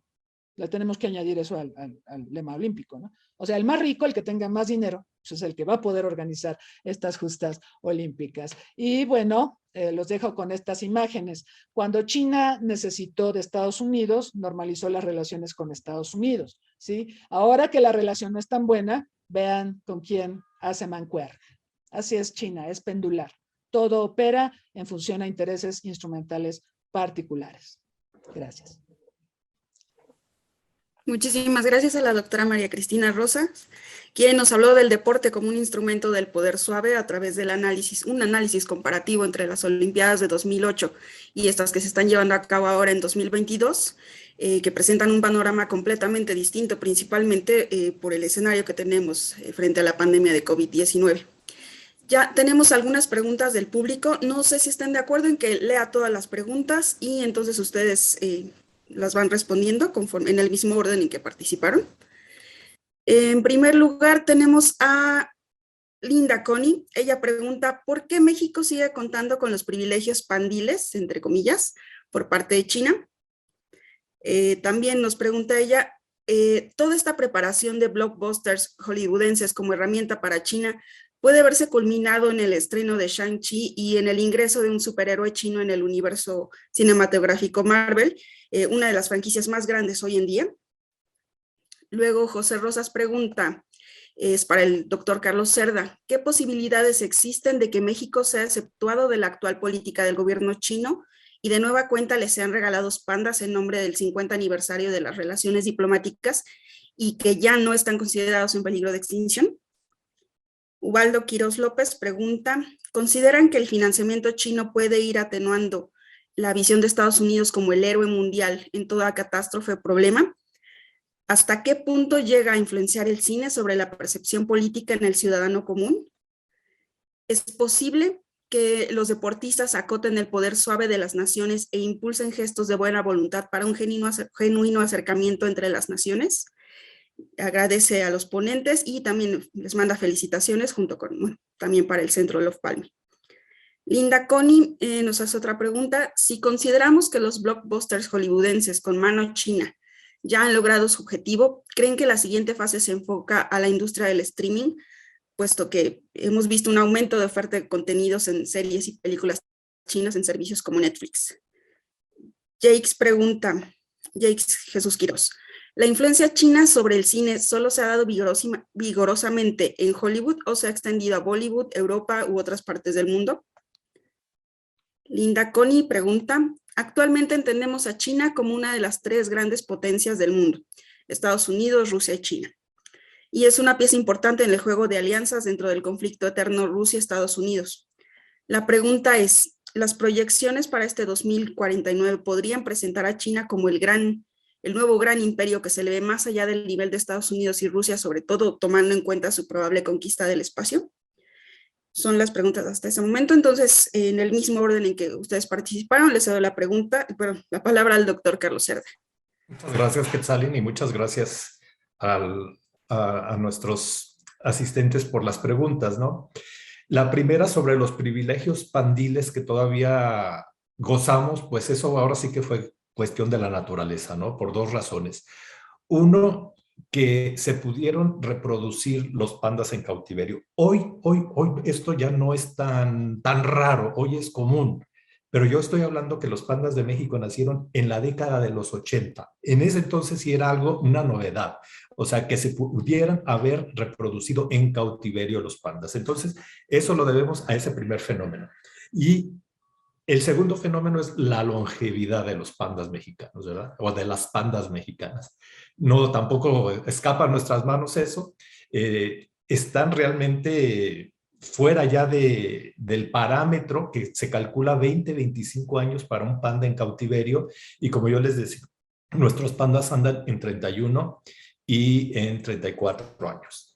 Sobre la segunda pregunta, sobre la posibilidad de que China exceptuara su política de alquiler de pandas en este marco de los 50 años de las relaciones bilaterales, no, definitivamente está muy difícil, ¿no? Primero porque, como yo les decía, al parecer esto es una disposición del CITES, ¿no? O sea, del convenio, porque ahí en la resolución de los órganos de gobierno del convenio se tomó la decisión de que China ya no donara. Por eso a Rusia se los dio en préstamo, ¿verdad? No fue una donación. Alquilarlos nosotros, pues también está, ahora sí que está en chino, ¿no? Porque primero, pues el zoológico Chapultepec es un zoológico público que no cobra la entrada y pagar las cantidades que piden, pues sí está realmente, pero muy difícil y sobre todo en esta época de crisis económica y austeridad se vería muy mal, sería un costo político muy alto alquilar un panda, ¿no? Por más bonitos y cariñosos que se vean, ¿no? Y la otra cuestión tiene que ver con la política exterior de México, ¿no? Durante todo el periodo de Trump, ¿verdad? La narrativa del presidente López Obrador es: yo no voy a hacer nada que moleste al gobierno de Estados Unidos. Cuando López Obrador viaja por primera vez a Washington, él dice que va para agradecer todo el apoyo que nos dio Estados Unidos en el marco de la pandemia, pero él también declara, y muy probablemente vaya a China también a agradecerles el apoyo que nos está dando en esta contingencia sanitaria. Y eso no se concretó. Entonces eso en diplomacia, ustedes saben, en diplomacia la forma es fondo, como dicen. Entonces se anunció un viaje que no se ha llevado a cabo y pues eso son como piedritas en el camino. Segundo, ¿verdad? Pues es la relación con los Estados Unidos, ¿no? O sea, yo digo coloquialmente, la ruta de la seda no pasa por México, ¿verdad? Así de fácil porque pues está muy difícil. Lo acabamos de ver, ¿eh? La semana pasada el presidente López Obrador dice, en una de sus mañaneras, ¿verdad? Dice, ya me reclamó Estados Unidos por lo de la mina de litio para los chinos. O sea, lo declaró públicamente. Entonces, un acercamiento con China es en detrimento de la relación con los Estados Unidos. Hay que decirlo, nos guste o no nos guste, ¿verdad? O sea, somos vecinos de Estados Unidos, somos interdependientes de Estados Unidos. Se aplica aquí la máxima que le atribuyen a Porfirio Díaz, ¿verdad? De tan lejos de Dios y tan cerca de Estados Unidos. Entonces, en ese supuesto, ¿verdad? No quiero también dejar de decir, en el último viaje de López Obrador a Washington, o el segundo, el discurso fue muy fuerte hacia China. El discurso que da en la cumbre trilateral, ¿verdad? Con el primer ministro de Canadá y con el presidente Biden, porque ya fue en la época de Biden, López Obrador habla de China y de que, aunque se concentra en que tenemos que hacer un frente como Norteamérica para reducir la dependencia de China, los chinos no lo tomaron muy bien. La embajada de México tuvo que salir a decir, no sabemos qué quiso decir el presidente, nosotros no estamos en esa tesitura. Y entonces les digo, cualquier paso o a cualquier acercamiento con China es en detrimento de la relación con los Estados Unidos. Y bueno, no es el punto para yo decirles aquí lo que nos pesa, ¿verdad? Lo que significa para nosotros la relación bilateral con los Estados Unidos. Por lo tanto, veo completamente fuera de posibilidad esa excepción de la que se habla en la pregunta. Muchas gracias. Muchas gracias al doctor Carlos Cerda. Cedo la palabra ahora. Perdón. Cedo la palabra, al maestro Manuel Alejandro Escofié. Gracias. A ver, si recuerdo bien, la primera pregunta era lo de Shang-Chi, ¿verdad? Sí. Shang-Chi no se ha estrenado todavía en China, ¿Por qué? Porque el gobierno no ha dado autorización para su exhibición. De la misma manera en que tampoco ha dado autorización para exhibir Black Widow, tampoco ha dado autorización para exhibir la secuela de Venom, tampoco Eternals, aunque después de los comentarios que la directora hizo sobre China, después de ganar el Oscar por Nomadland, pues no me extrañaría. Ahora, algo que ya no alcancé a mencionar en la presentación y que creo que es muy importante entender, es que China jamás da explicaciones o razones o sobre los criterios bajo los cuales decide qué películas hollywoodenses entran al país y cuáles no, o qué películas extranjeras entran y cuáles no. Es totalmente arbitrario. Así que tú puedes tener la película más pro-China del mundo, que no tenga la más mínima crítica o comentario alusivo al régimen, a sus políticas, lo que sea, que esté hecha como para que China lo apapache, y aún así te pueden decir no gracias. O sea, a pesar de que tenga todo para hacer un enorme cañonazo de taquilla, porque al final de cuentas, como bien dice María Cristina, es un gobierno que opera en base a intereses y estrategias totalmente específicas y a intereses muy particulares. Entonces, pudiera ser porque algo no les parece, o porque simplemente porque es, no sé, un día de fiesta nacional y quieren darle. Incluso se dan el lujo de decidir de qué manera se van a estrenar en China estas películas hollywoodenses. Cuando salió la tercera de Batman de Christopher Nolan, la de El Caballero de la Noche Asciende, decidieron ponerlo la misma semana que se estrenaba en China El Asombroso Hombre Araña. Era como si fueran dos gallos de pelea y se sentaban a ver cuál de los dos se mataba primero al otro. O sea, y eso es para Hollywood, para el estudio, era algo fatal, porque no van a ganar dinero de la misma manera teniendo a estas dos acaparadores de atención y de taquilla al mismo tiempo. Hubiera sido como dos planetas colisionando. Y además, otra cosa, para que ellos puedan entrar al mercado chino, tienen que aceptar solamente tener el 25% de la recaudación en taquilla.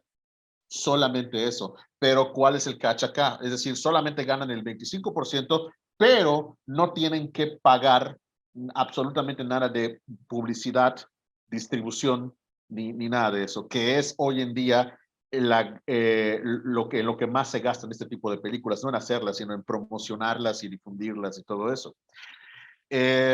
Entonces, o sea, es un país que realmente pone primero, por lo que entiendo, pone en primer lugar y en primer plano esta cuestión de sus políticas, de sus valores, y a pesar de que sean las películas que les pueden dar el mayor dinero del mundo, eso siempre va a ser un primer plano para ellos. Ellos se reservan el derecho de decir quiénes entran, quiénes no. Y sin embargo, Hollywood sigue desesperado por entrar. Yo lo comparo un poquito con lo que pasaba con el Estudio 54. Todo el mundo quería entrar al Estudio 54, ¿ok? Todo el mundo se moría de entrar porque era el lugar donde estaban todas las celebridades, pero el gerente en la puerta se encargaba de decir, tú entras, tú no entras, y pudiera ser por razones tan simples como que me gusta tu camisa, no me gusta el color el color de tus uñas. O sea, no sabías nunca si te iban a dejar entrar o no, era totalmente arbitrario. Lo de los streamings, Netflix y muchas otras plataformas actualmente tampoco están en China. Creo que de hecho, creo que China tiene sus propios sistemas de streaming, de plataformas, pero Netflix, que es como que todavía sigue siendo el mayor de todos, no está en China por el momento. Y eso ha dado pie a una discusión muy interesante. Si Netflix y plataformas de streaming como Netflix son el único espacio de entretenimiento hollywoodense que no parece en ese sentido estar controlado o infiltrado totalmente por China, eso quiere decir que pudiera ser el último espacio disponible para quizás poner material que sea crítico o incluso opuesto a las políticas y a la filosofía de China como una forma de línea de resistencia. Pero hasta ahora ni Netflix ni ninguna de estas empresas ha asumido formalmente ese papel. Y no creo que lo van a hacer porque al final de cuentas no no es lo que a ellos les interesa. Lo que les interesa es ganar dinero y punto. Si encontraran quizás una manera de hacer eso y que les fuera redituable, pues ya sería otra historia. Yo siempre, en ese sentido, yo siempre digo que Hollywood es solamente tan progresivo y tan liberal como sus carteras y sus contadores, como sus agentes y sus contadores se los permiten, ¿no? Y además también hay otra cosa. Por ejemplo, dos películas hollywoodenses que sí, blockbusters que sí han logrado estar en China, incluso en tiempos de pandemia, pero que no han recaudado tanto dinero como se esperaba, son la última de James Bond y la versión reciente de Dunas. ¿Qué es lo que pasa? Cada vez más los chinos prefieren consumir películas de su país, prefieren consumir películas nacionales. Y no solo eso, China ya incluso ha estado produciendo dentro de su propio país blockbusters totalmente chinos prácticamente con las mismas características que el blockbuster hollywoodense. La experiencia de La Gran Muralla con Matt Damon les sirvió como lección, como entrenamiento, como ejercicio. No fue una película que fue un éxito, pero aprendieron rápidamente cuál era la fórmula. Y se está diciendo ahorita que en algún momento puede ser que muy pronto China ni siquiera necesite a Hollywood. Le puedo decir muchas gracias, o sea, lo que antes yo ganaba contigo, ahora yo lo puedo ganar solito y no te necesito. ¿Para qué? ¿Para qué si de todas maneras voy a ganar más con esto que yo estoy produciendo en mi país, bajo mis términos, con mi propio dinero, que tener que compartirlo contigo? Entonces, eso ya nos dice, bueno, si Hollywood pierde ese último colchón de apoyo económico, ¿qué va a pasar? Esa es una pregunta muy interesante. Y en cuanto a la influencia que se ha tenido en Bollywood, en Bollywood y otras industrias o otras naciones o culturas, ahí sí, la verdad, no sabría decirles porque no me he puesto a investigar muy a fondo al respecto. Lo que sí puedo decirles es que si estamos en un país, México, donde vamos a Cinépolis o a Cinemex o a la cadena que ustedes quieran, y de 10 salas, 8 son de Marvel, pues eso ya es una forma de influencia, aunque sea indirectamente, estamos sintiendo esa influencia. Ahora, ojo, no quiero dar la impresión de que estoy hablando mal o hablando pestes del cine de superhéroes o que estoy en contra. No quiero soltarles un Scorsese, ¿ok? No quiero dar esa impresión. Yo no soy fan, pero tampoco me disgustan. Algunas de ellas me gustan, digo, las disfruto y no pasa nada. O sea, lo único que yo extraño es una época en donde eso no era lo único, donde tú podías entrar a una sala de cine y podías encontrar entre esas muchas otras opciones, ¿no? Y eso es cada vez más difícil en una sala, no en las plataformas, en las salas, que al fin del día, pues muchos de nosotros nos gusta ese ritual todavía de la sala oscura, de las palomitas, de estar con tu novia o con tu esposa. O sea, aunque digamos de que, ay, qué padre las plataformas, todavía nos gusta eso. Y la verdad, no creo que muchos de nosotros nos gustaría renunciar a eso, porque es una experiencia. Es un tema del que estoy ahorita escribiendo un libro, ¿no? Pero sí es básicamente eso. Y había otra, pero no me acuerdo cuál era la otra pregunta. No me acuerdo. Había una más que creo que estoy dejando fuera. Sí.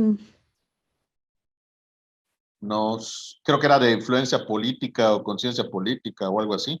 Es más bien sobre, sí, como China como una de las 3 potencias. Ajá. Preguntaban sobre las proyecciones para 2049. ¿Cuál sería, pues si China podría ser el gran imperio, sobre todo tomando en cuenta su presencia en el espacio exterior? Pues, o sea, sí, en ese sentido, por supuesto, algo que tenemos que tomar en cuenta es que toda obra de arte, toda manifestación cultural es también una manifestación política. Incluso cuando los propios autores no parezcan estar plenamente conscientes de ellos, ¿no? Hace poco volví a ver, me puse a ver Cazafantasmas con mi hija, la original, no la de los 80s, y yo no la había visto en mucho tiempo. Y me sorprendió lo conservadora que es en términos de cómo básicamente pone a la iniciativa privada como héroe y a la intervención gubernamental pues como el villano, porque el verdadero villano de los cazafantasmas no son los fantasmas, es este agente de la protección ambiental que es mostrado como un pelele, como un ridículo, como un estúpido, y en realidad nada más está haciendo su chamba y está de hecho exigiendo algo bastante razonable, pues qué clase de sustancias están ustedes usando para esas actividades, qué efecto puede tener. Eso ocurriría en la vida real y estaría totalmente justificado. Y sin embargo, dentro de la lógica reaganiana de la película, pues es como se llama, él es el villano, ¿no? Y en ese sentido, lo malo no es que nos guste Spider-Man o que nos guste Batman o lo que sea. Lo malo es que disfrutemos eso, pero tampoco estemos conscientes de que gran parte de eso ni siquiera ya tiene que ver con Hollywood. Tiene que ver con intereses detrás de otra potencia, para bien o para mal. No lo estoy juzgando, ¿de acuerdo? Entonces, en ese sentido, sí, por supuesto. Yo creo que mientras tengamos eso como parte de nuestro proceso de disfrute, por supuesto que podemos adquirir un nivel de conciencia política, si es que a eso se refería la pregunta, ¿no? Y en ese caso, incluso, ejercer nuestro derecho como consumidores para saber con qué cosas podemos nosotros conciliarnos a nivel de política, a nivel de ética y a nivel de sentido humano, y con qué otras, pues mejor se lo dejo a otras personas para que lo vean y lo discutan, ¿no? No, ojalá que haya respondido satisfactoriamente todas las preguntas, porque a veces tiendo a divagar. Pero bueno, gracias. Muchas gracias al maestro Manuel Alejandro Escofié. Cedo la palabra a la doctora María Cristina Rosas. Gracias. Yo quisiera comentar sobre esto de las tres grandes potencias. Nosotros tuvimos un seminario, ustedes lo recuerdan, dedicado a los 30 años de la desaparición de la Unión Soviética.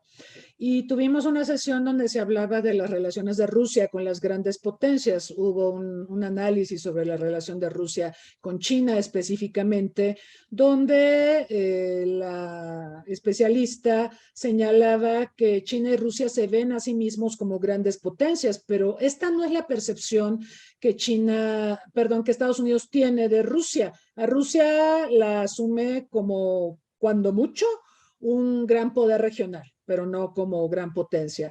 Y en el caso de China, sí ve Estados Unidos a China como amenaza. Entonces, aquí hay muchas cuestiones de percepciones.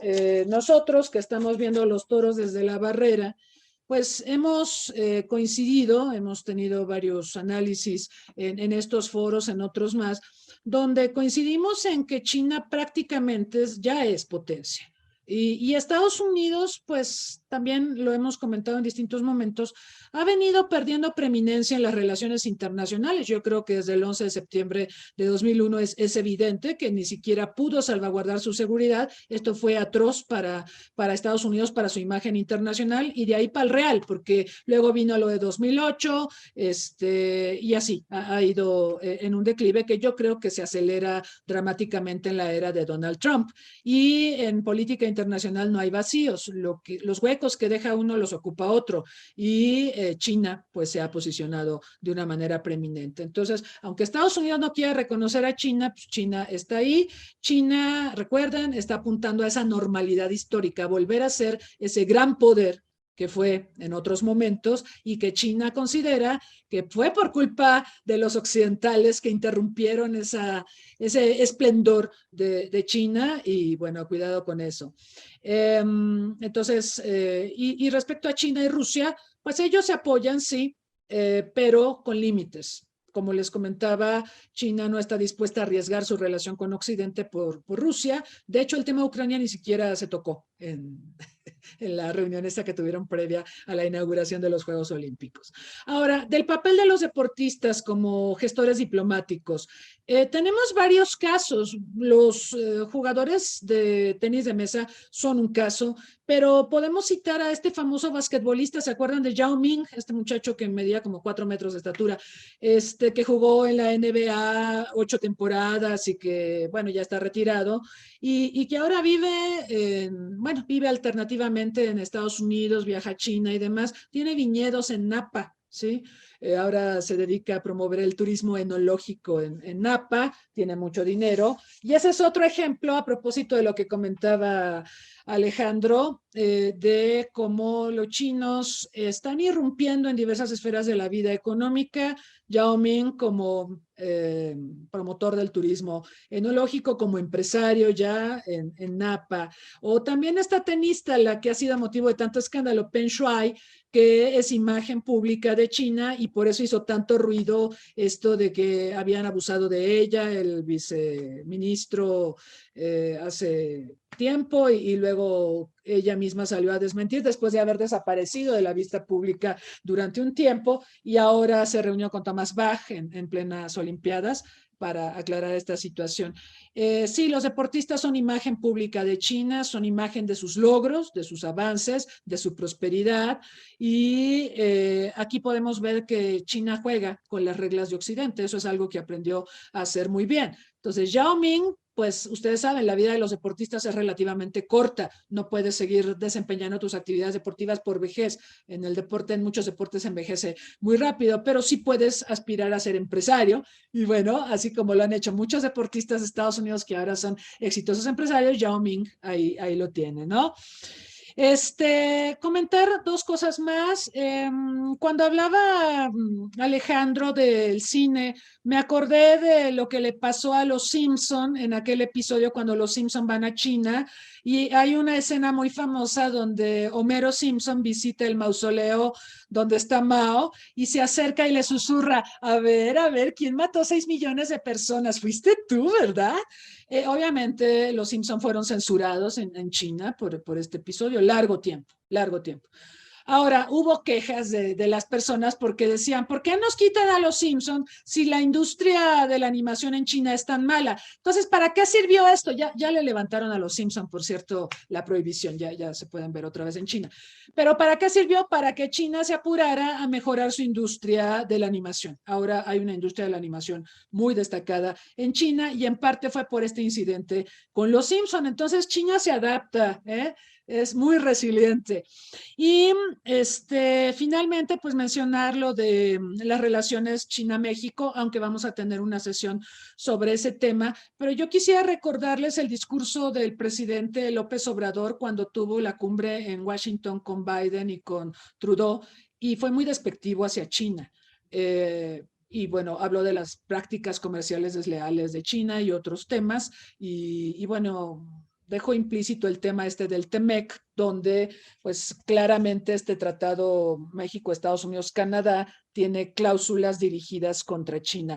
Me pareció de mal gusto este discurso del señor presidente por varias razones. Primero, porque estamos en el contexto del 50º aniversario de relaciones diplomáticas y porque pues China podría ser un socio importante, es un socio que además lo tenemos que ver en este entorno geopolítico donde China va en ascenso y Estados Unidos va en declive, en descenso. Entonces, creo que sería hasta de sabios, ¿sí?, buscar una relación menos conflictiva. Acuérdense del déficit comercial que tenemos con China, que es pasmoso. Si mejoramos las relaciones con China, capaz que hasta podemos negociar lo del déficit comercial. Se requiere un entendimiento político, que no lo puede haber por todos estos dislates que hemos visto en las distintas presidencias. Yo me acuerdo con Vicente Fox, cuando era Canales Clarion secretario de Economía, y estaba por venir una delegación de alto nivel de empresarios chinos, y cancelaron la visita cuando Canales Clarion dijo, ay, yo no entiendo por qué China viola tanto los derechos humanos. Entonces ahí en ese momento cancelaron su visita. O aparte los acercamientos de Calderón con el Dalai Lama y todo esto que enojaron mucho a China, ¿no? Y también Fox, ¿no? Marta Sagún recibió al Dalai Lama. Entonces, hay que ser cuidadosos. Los chinos no son occidentales. Nosotros tenemos que entender a los chinos, que son completamente diferentes a nosotros, tienen otra visión del mundo y de las cosas. Hay que ser cuidadosos. Es muy fácil insultarlos, es muy difícil construir la relación con ellos. Entonces, básicamente es lo que yo comentaría. Gracias. Muchas gracias, doctora.